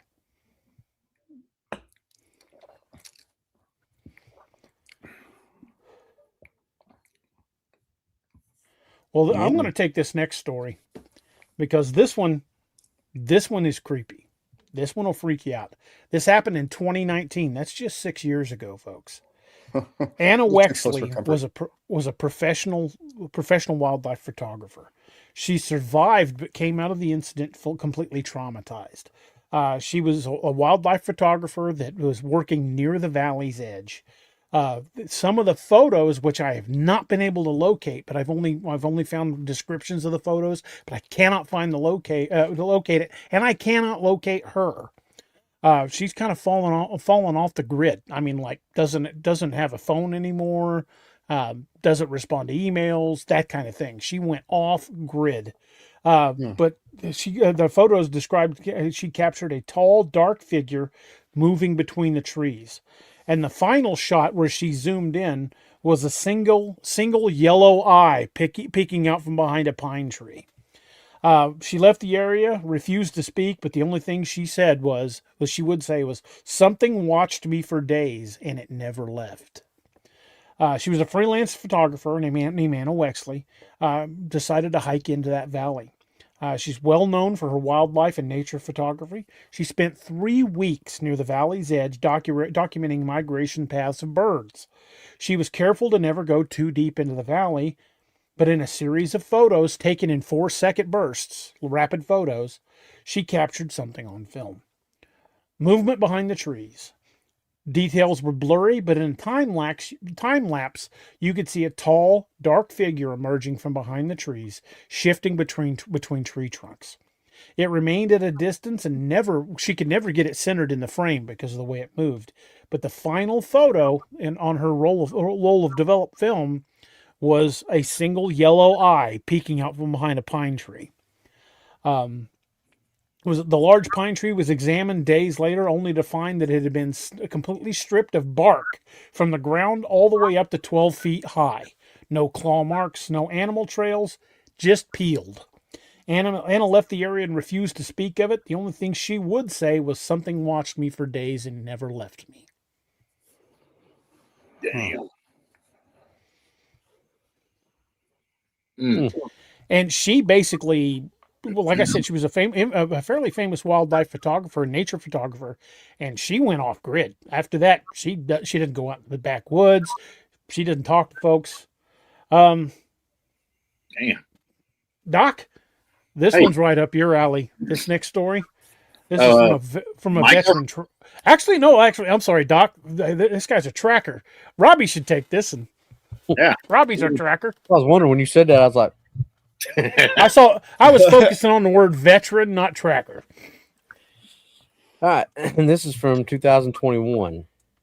Micah, a veteran tracker. Victim's name was Micah, an ex-military tracker. Circumstances: he was on a solo expedition. GPS ping stopped. Well, that sounds familiar. Mm-hmm. Trail markers ended abruptly. Evidence: his last marker was nailed to a pine facing west. No tracks beyond. The search was Ranger Leo Hunt described the valley as walking into a room that doesn't want you there. Aftermath: Hunt quit his job and Micah was never found. So the story goes, trails to the valley had been mostly erased from maps of the area by both local and federal agencies. No restricted zones or warnings posted, but quietly trail maps were changed. Routes that once passed into the near valley were rerouted away from it. Old paths were reclassified as overgrown, unmaintained, high risk due to wildlife, or lost due to landslides. Only no wildlife had ever been mentioned in any of the reports or on any of the missing people. In the late summer of 2021, a veteran tracker disappeared on a solo expedition into the Bitterroot Mountains.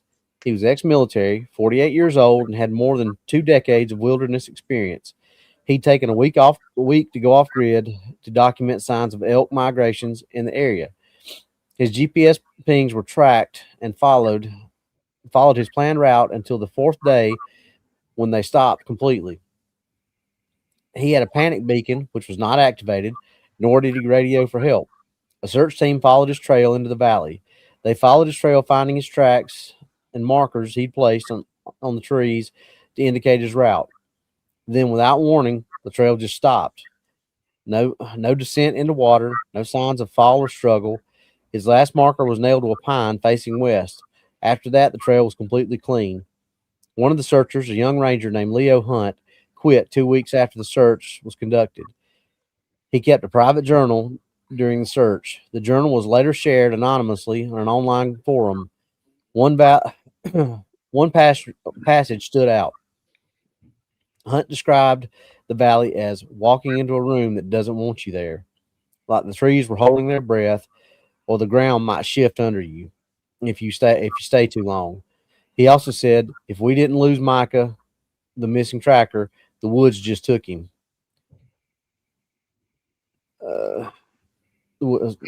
That same week, a wildlife camera placed near the outer perimeter of the valley was triggered 17 times in 3 days. Each time, the camera caught only a blur of movement. It was too fast and too close to the camera to catch. In some cases, it was obscured by a light fog that didn't match weather reports in the area. After the final image, the camera went offline completely. The last image captured was a smear of vertical motion as something moved past the lens and what looked like claws. The footage was recovered remotely, but the camera was never found.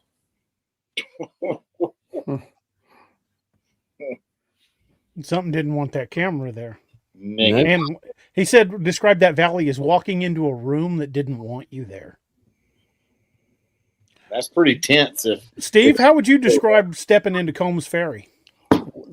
I think I said something very, very similar to that. I think your first words were, this place does not want us here. Yep. Yeah, I think that's exactly what I said. I jokingly, I was telling Robbie, I said, this place makes my ass itch. And he goes, yep, I'm getting that feeling. And then I said, the place doesn't want us here. And he went, yep. And just kept on walking. And, yeah. Yeah, that one. Yeah. And he quit. I mean, the park ranger's like, nope, done. In 2 weeks, he was out. As soon as that manhunt was completed, he was like, baby deuces, I quit. Yeah. Don't blame him. Doc, you want to talk about the 2022 documentary crew? Yeah, which is really creepy, man. In 2022, there was an entire crew that vanished. They were filming wilderness myths, ignored the permit restrictions, and camped beyond the ridge. Now, the evidence they found was a backup SD card that had some footage on it where this one guy said, I don't think we're alone. Broken branches 9 to 10 feet high. Afterwards, after all this had happened, the crew was declared missing and the footage was seized. Weird, huh? How all this footage keeps disappearing or getting seized. The hard drives it was stored on. Yes. Who knew? In the winter of 2022, a documentary crew had applied for access to film a segment on forgotten wilderness myths of the Northwest. It was a 3-person team. They were licensed and insured and had years of experience in filming the remote regions of the world. They had no criminal history. They granted a partial permit, allowing them to film up to a certain elevation only. They were told specifically not to camp beyond the ridge of the valley. They didn't listen, and the footage that was recovered from their drones and cameras were seized and never released. Now, what we do know comes from a backup SD card found their gear, and one of the last bits of footage was taken was one of the team. It was a woman named Bree who was walking through a clearing when she turned the camera to face herself and said, I don't think we're alone here in this valley. There's no wind, no birds, but something is watching us. We keep finding broken branches 9 to 10 feet high. No animal that we know of does that. Then she said something softly. I think it's waiting for us to leave, or maybe for one of us to fall behind. That was legitimately the last they saw as far as contact. That was the last known moment. The crew was declared missing, and no new information's ever been released. Now, in 2023, a private security contractor was hired to assist them, assist in wildlife prevention strategies, and they submitted Wildfire, not wildlife. wildfire. I'm sorry, wildfire. Should have put my glasses on. They submitted a request for thermal scans and elevation mapping over a 60-mile stretch, which included the Salmon and Wisdom Ridge. The application was standard, but the sudden and vehement denial was not by the Forest Service or the state, but from a federal agency that refused to disclose a reason for the denial. The project I think that was the Department of the Interior. I honestly yeah, do. it would stand to reason. And it said later internal emails that had leaked anonymously revealed unusual instructions, and one of them read, "Cease mapping operations in the upper sector. Focus only on the southern perimeter. No unmanned drone activity is allowed within Zone Echo." The name Zone Echo does not appear on any civilian maps of the area, but it does seem to match the location of the valley and the incidents which have happened over the last 130 plus years. And now we're finding more and more about Zone Echo. Right. Yeah. So watching this valley, this Zone Echo, that requires some federal oversight. And why do they keep seizing footage and SD cards and servers are crashing? Well, why is that? And they don't want you above a certain elevation, and never allow you to camp beyond the rim of the valley. Yeah. Well, they keep you contained. They keep you contained. Yep. Somebody mentioned Area 51 earlier. It used to be that you could take pictures into Area 51 from like the peaks around the valley that the base is in. Well, then the military discovered, hey, you can see down into the base from these peaks, and then all of a sudden you can't go on the peaks now. They're not within the geographical boundaries of the base, but they're still off limits, and violators will be shot on sight. Sounds kind of like that, right? Robert Korsberg says, are there known native stories in that area? Yeah, before Bauman the Bauman incident, before Teddy ever set foot in that valley, the Native Americans in the area said, "Stay the hell out of there. That is cursed land. Don't go up there." The natives wouldn't go up there. They considered it haunted or cursed. Funny. Things that make you go, Yeah, that's interesting. Muy interesante. Very interesting. Yeah, that's a good one. So, who wants to talk about Mr. Grant Hollis? I think we're back around to me, aren't we? I think so. Go for it, Steve. So this is from 2023. Scientist is right up my alley. Grant Hollis was an ecologist. He was there for the purposes of a solo soil study. They found his collapsed tent in his journal. The last entry in his journal says, "Something knows I'm here, not just watching. It's aware of me. I don't think it wants me to go." Afterwards, there was a 2-week search with no trace. So this ecologist, Grant Hollis, was working independently to document soil anomalies in the high basin forest when he disappeared along the ridge. He'd filed a detailed itinerary and was expected back in 4 days. When he didn't return, a team was sent in and they found his tent collapsed, half zipped from the inside. There were no signs of a struggle. No tracks were found leaving the site. Not even wind damage. They did, however, find his field journal tucked inside of his sleeping bag. The last entry was written in shaky, uneven handwriting, and it read, "Something knows I'm here, not just watching. It's aware of me. I don't think it wants me to go." That was the last entry. Search teams combed the area for 2 weeks. Not even a scrap of fabric or a broken branch was found. Dear God. And again, we've got that earlier research where there are literally dozens of other stories that went unreported that we don't even know about. Mm-hmm. It would be earlier I was thinking, when that one researcher, decided not to publish everything and just basically threw away all of his research. Thought about, what doing something like a FOIA or something to try to, figure out what these stories were, but I'm sure they're probably on a hard drive that got corrupted and yeah, I'm sure. Doc, how about you tell us a little bit about the next one? Well, now let's see here. This would be from 2024, and that was last year, folks. Just last year, and this is from a young lady named Julie Mathers. She's a cartographer. I make maps. You ever seen Starman? You know what I'm talking about when Jeff Bridges did I make maps. So that's what a cartographer does. They make maps. Retired cartographer that retraced lost trails and when returned home with hundreds of hand-drawn maps of the valley etched into wood and bone. After everything happened, archives were erased and she withdrew from public life. So kind of funny. So this retired cartographer named Julie Mathers, who had spent over 3 decades mapping uncharted terrain into the American Northwest, visited the region alone. Now, her goal was to retrace and map the lost trails mapped by the early fur trappers. So, I mean, this is dating back to the freaking 18th century. So she wanted to find the forgotten arteries of the American wilderness, and she was never reported missing because she came back. But she came back different. Her friends say she stopped answering phone calls, closed her studio, erased all of her digital archives, and when a colleague finally visited her home, they found hundreds of hand-drawn maps, some of them on parchment and some etched even into wood and bone. And they were all maps of the same valley, and she will absolutely not speak publicly about the events. Ventus, you could be right. I mean, but then again, there's lots of stories in the missing 411 that we're still pretty convinced were Bigfoot related that left no sign, not even a drop of blood. Yeah, absolutely. That's weird. She was traumatized, I would say, for sure. I would say just a little bit. Yeah. A smidge. Yeah.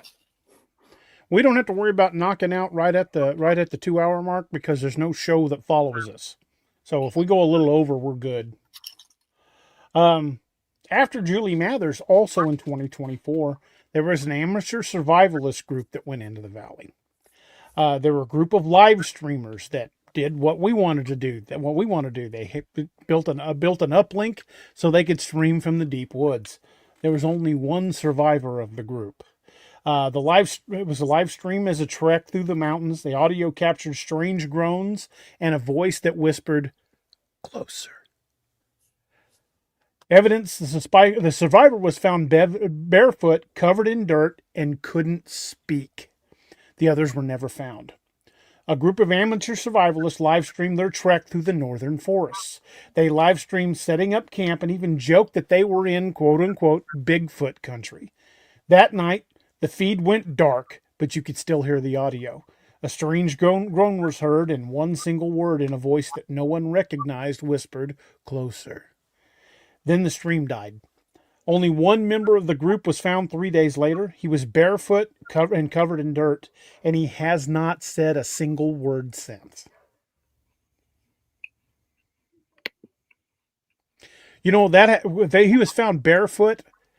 That to me, that smacks of the Dyatlov disappearances. Something scared them bad enough they fled their tents without their shoes.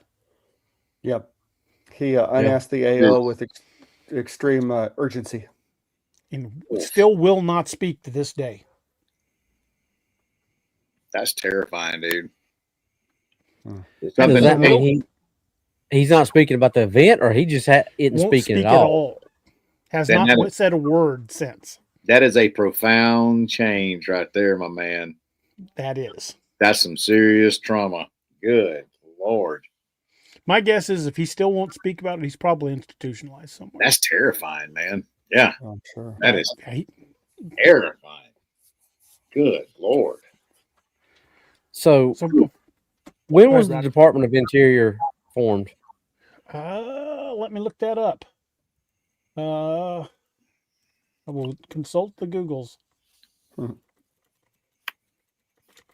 Get your Google foo going.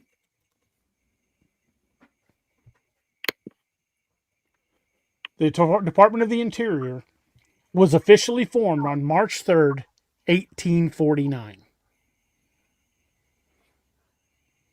So you see where I'm going with this, right? Yep. The first secretary of the Department of the Interior was Thomas Ewing the Sr., appointed by President Zachary Taylor, and he served from 1849 to 1850. Was Taylor one of the presidents who was a woohoo? No, it was Wilson Roosevelt and Harding. Roosevelt. Harding, I'm sorry. Okay. And initially, they were charged with overseeing public lands, Indian affairs, and military pensions.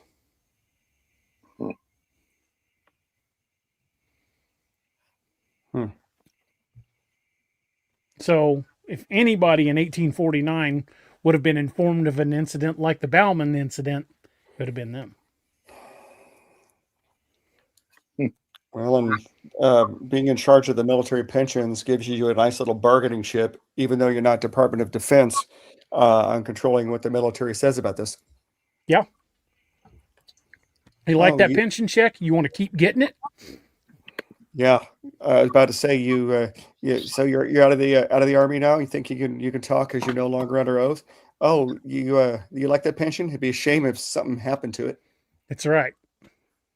You like that monthly Uncle Sugar check? Well, it can go away real easy. Just shut up and color. That's right.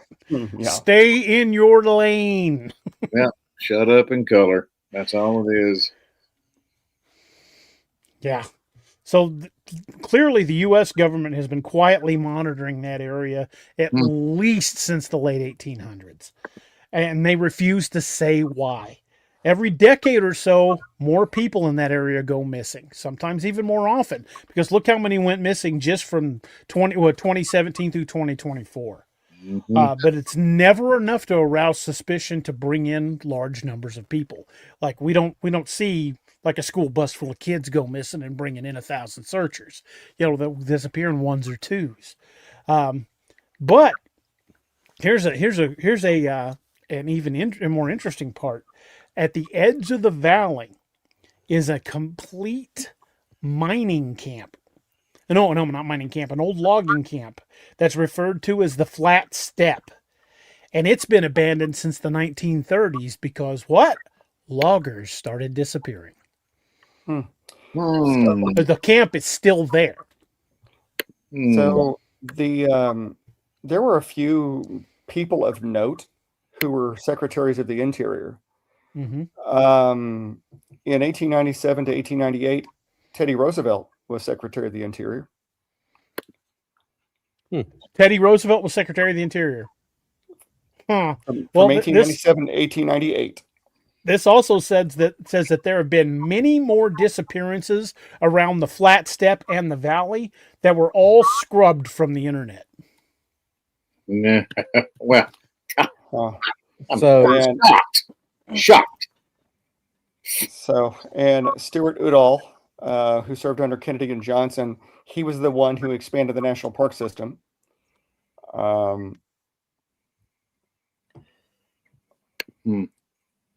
So I bet you, since Teddy did it, I bet you once he became president and he set aside the national park, I bet you he had something to do with expanding them in their scope of jurisdiction and what they were involved in into the national park system. Boys, you guys ready for this? You guys ready for this?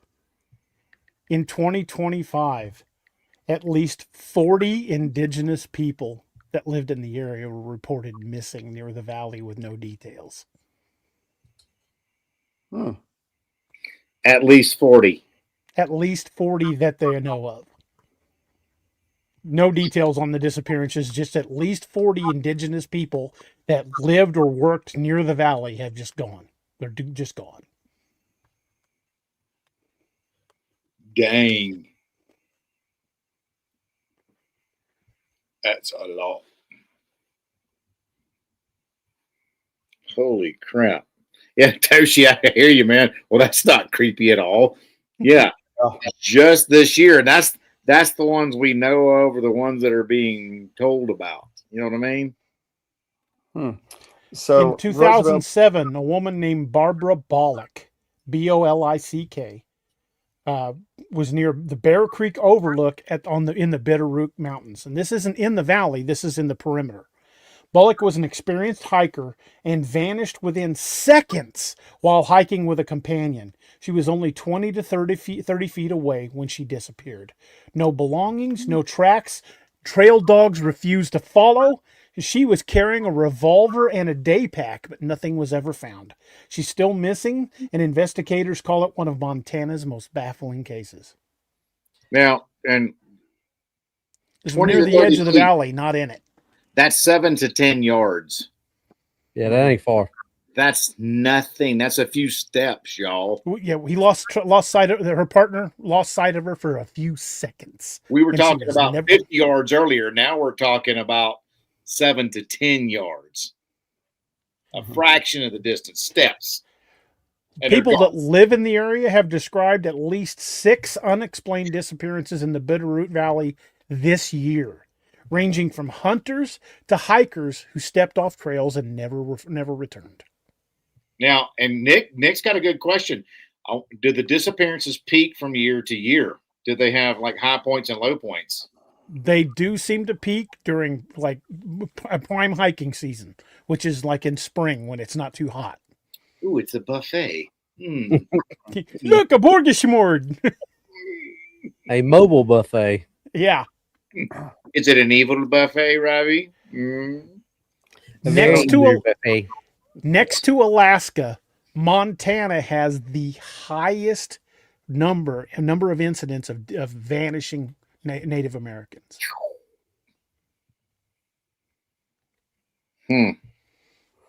So when Roosevelt especially in the area of the Bitterroots.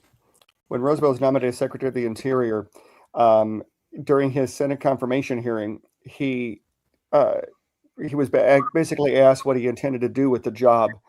And he said that he wanted to end corruption and business interest in the national lands. This was deemed too confrontational and too controversial for the time. So McKinley then shifted him to Assistant Secretary of the Navy. And I guarantee you that once he became president, he accomplished what he wanted to by expanding him into that. And then Teddy stepped down as Assistant Secretary of the Navy to lead a group of men up San Juan Hill as the Rough Riders, and later became president. But boys, these are just the stories I've been able to find. I don't know, like these ones we're talking about where there's just no information on the disappearances. It's still going on. People in the Bitterroots disappear at a much higher rate than anywhere else in the state. And we've got all of these documented disappearances along with like entire groups, like that documentary film crew, gone. When you look at that, this is just what we're able to find. And that's details a pattern of disappearances dating back almost 150 years. Right. This is just the stuff that wasn't scrubbed. Right. The stuff we could actually find. Corroborate. Mm-hmm. And when we look at these patterns that seem to crop up from every one of these stories, camps found intact with no struggle, trails ending abruptly, witnesses describe the feeling of being watched, evidence often destroyed or suppressed. Early cases were single victims like Bauman or Moss. Modern cases are involving entire crews or groups. Government is definitely involved. Repeated suppression of evidence, the Wilburn footage, the documentary crew, and the rerouting of trails around Zone Echo. They know what's going on. Well, a predator will take the person, but they would have no interest in their electronic evidence or their clothes. They would shred those. There would be blood. There would be pieces left behind. There would be obvious signs of a struggle if they were taken by a bear or a pack of wolves or coyotes. Yes. Oh, there'd be biological evidence, man. And in one of those last stories, dogs would not follow. Correct. What does that sound like, boys? Yeah. It sounds like that. A whole lot like Boggy Creek. Yeah, and it sounds like a lot that student of mine who had a Cane Corso who was like peeing down his leg and went in the tent when they heard calls going out back and forth in Washington. Yeah. Yep. And that last case of that dude that was found still to this day won't speak, barefoot and covered in dirt, that does sound eerily reminiscent of the Dyatlov Pass. I think something happened. Every one of them scattered from their tents with what they had on at the moment, no shoes, whatever, and it picked off the other two before they found the third guy. God almighty. That's terrifying, man. That really is. Absolutely. That is terrifying.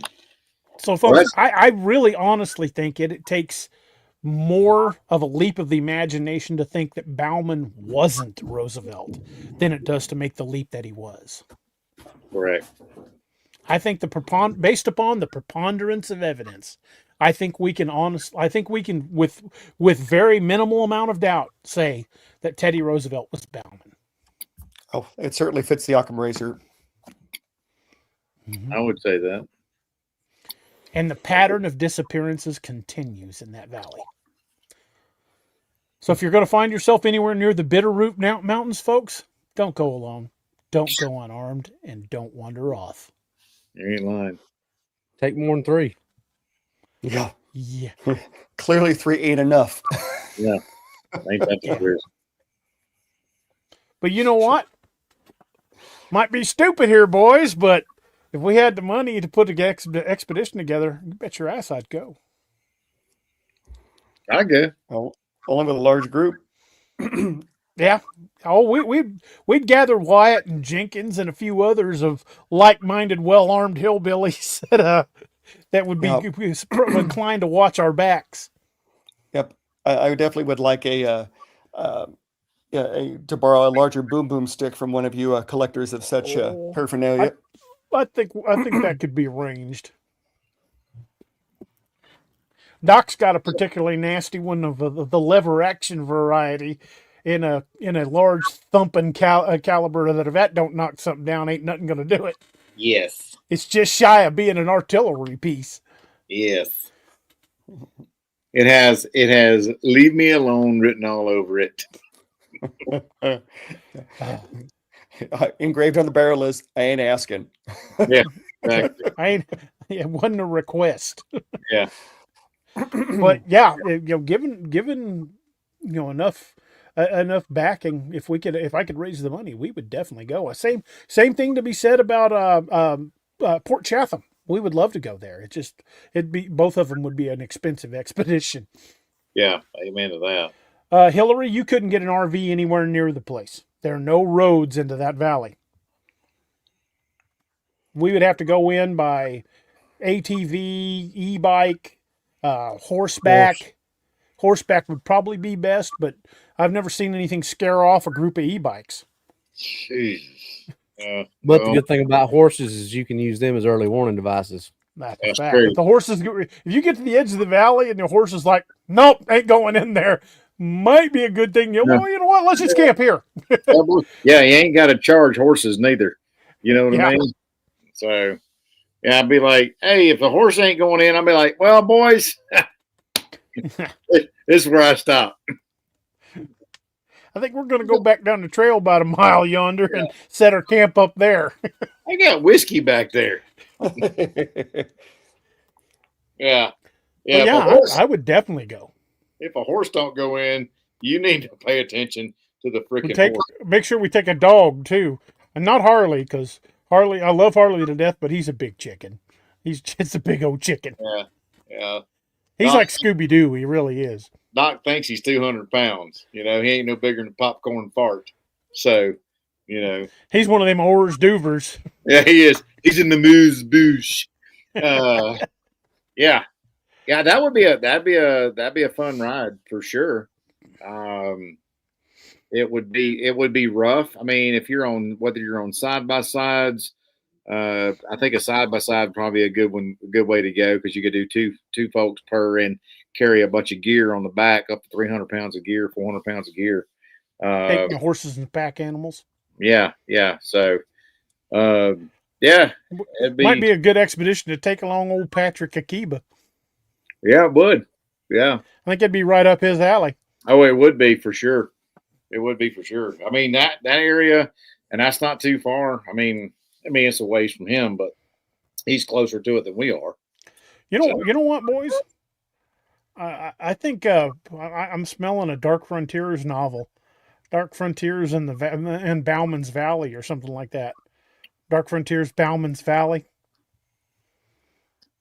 Well, they already rode up San Juan Hill with him, so That's true. That's true.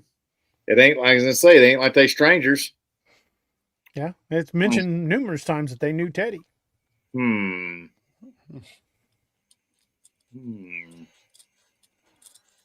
Boys, we're after the 2 hour mark. How about we take a quick minute and talk about our affiliates? Since Mr. Doc is here, we'll take a quick minute to tell you guys a little bit about Dark Angel Medical. Doc, take it away. Hey, I'm Doc. I sell med kits and I train people how to use med kits pretty good. Go to darkangelmedical.com, use Cryptid20 for 20% off. And we are FSA, HSA eligible. And if you use a kit to save yourself or somebody else, that's called our Kit for Life Guarantee. We'll replace what you have used absolutely 100% free of charge. I'm just being funny. But seriously, head over to darkangelmedical.com. We have everything from little minor boo-boo bags all to mass casualty kits. And the biggest thing we always talk about is getting the training to use this stuff. Because we say, get a kit, get trained, and what? Be the difference. Be the difference, man. You got to be the time difference. chooses you. And it's up to you to be ready, man. So if you're a paramedic, EMT, anything like that, all of our classes are CAPC accredited. So you'll get 16 hours towards your refresher. Our 2026 calendar is up on the books now. It's up on our website. So head over to darkangelmedical.com and get your learn on. Absolutely. Robbie, how about you take a second and tell us a little bit about the good folks over at Scallywag Tactical? Scallywag Tactical is another one of our veteran-owned affiliates. They make some of the best blades around. Anything from the kind of the obscure to the everyday carry, like Doc's got right there. Fixed blades, camp knives, like the Dew Claw the DA just showed. Which I don't think they still make the Dew Claw. No, I discontinued it, but I love this knife. Unfortunately, because that was a good knife. I know I got one. DA's got one. You got one, Doc? No, I'm sorry. Because that's a good little camp knife. I've used that thing in camp plenty of times. It's great. But love mine. All their blades are great. Dang it. And head on over, use code DA Roberts 10 at checkout, get yourself 10% off. Tell them we sent you. Scallywag Tactical. Come on. I'll put that up there on the screen for a second. Steve, do you think you know enough about Sigwo to talk a little bit about Sigwo, or? Probably not to do them justice. You better let us know on that one. I want to make sure I don't miss something with them. No problem. Folks, check out our newest affiliate, SigwoArms.com. They're a gun manufacturer here in Springfield, Missouri, and they make everything from ARs, uppers and lowers, to Whisper Pickles and Freedom Seeds.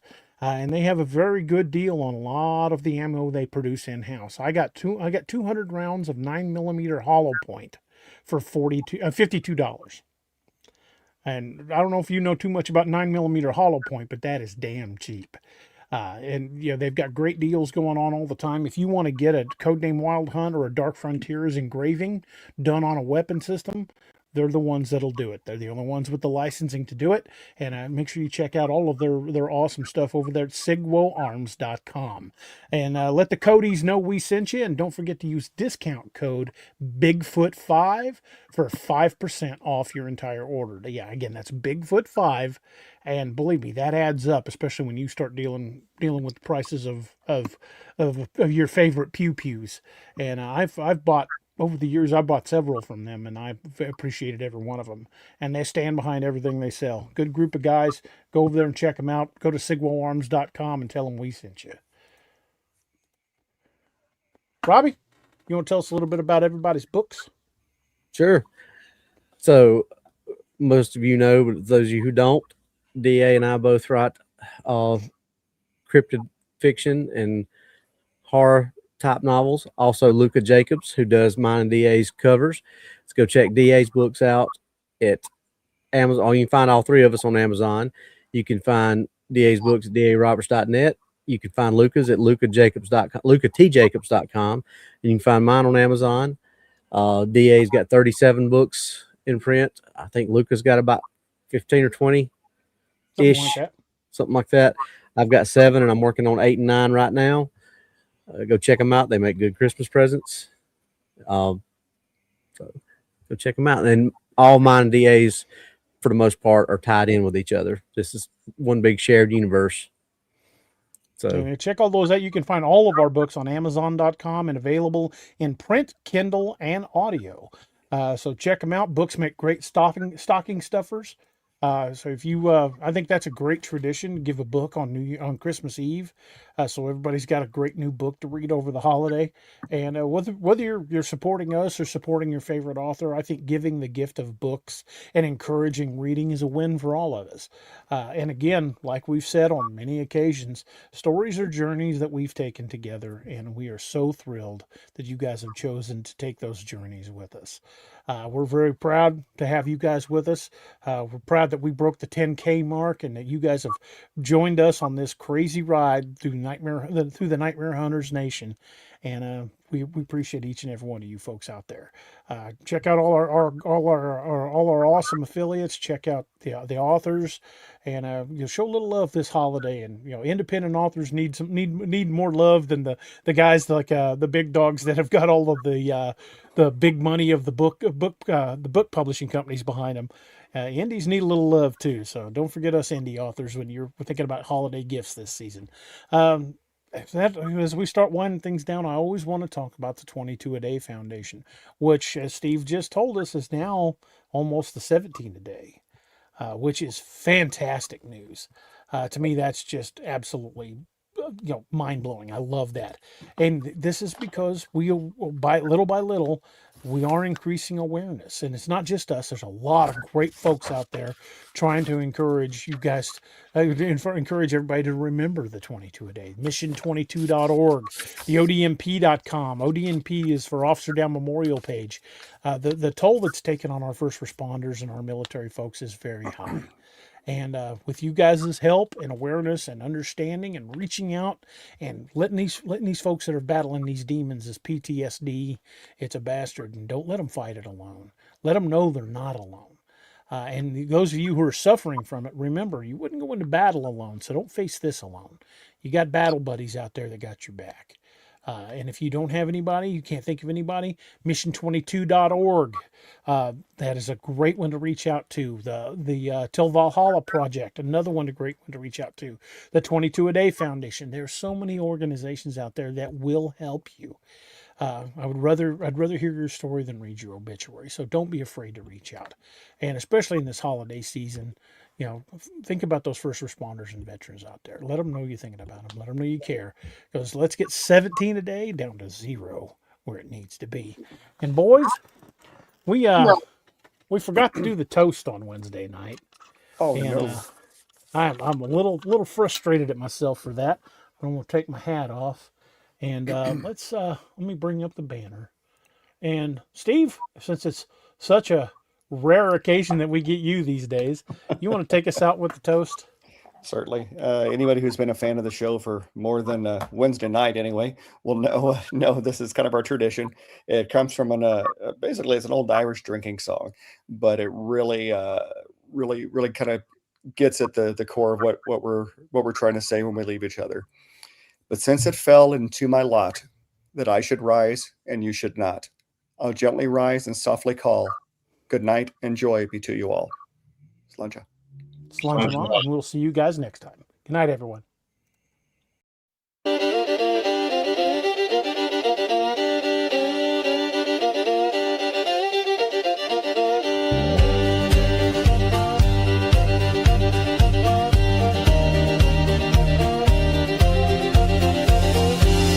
Plains, the winds are howling, saloon doors swinging, shadows growling. 3 lawmen stand tough as rawhide. Yeah, Doc and DA, nothing can abide. Whiskey shots and poker faces, staring down the darkest spaces in this town where legends roam. These boys bring justice, sending evil home. Cryptid long and wild and free, hunted monsters for all to see.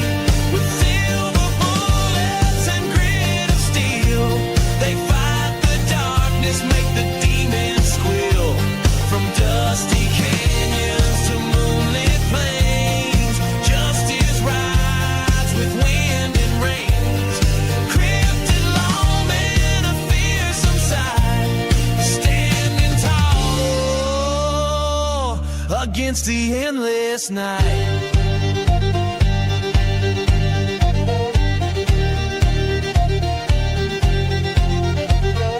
Jed's a howler, claws of steel.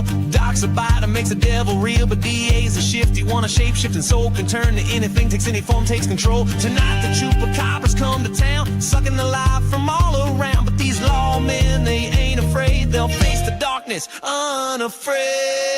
Cryptid lawmen, wild and free, hunting monsters for all to see.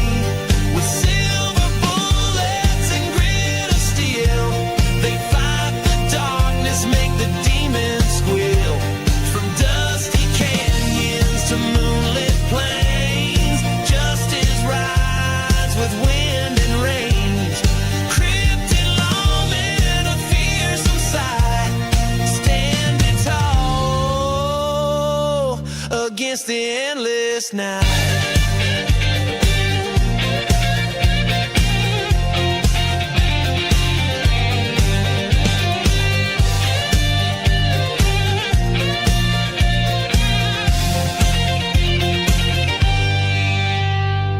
Full moon rises, bat wings flap, the air grows cold, a chill and trap. But these lawmen, they're ready to fight underneath the pale moonlight. Jed and Doc transform with a howl. DA shifts, becomes a night owl. Together they stand, a force so strong.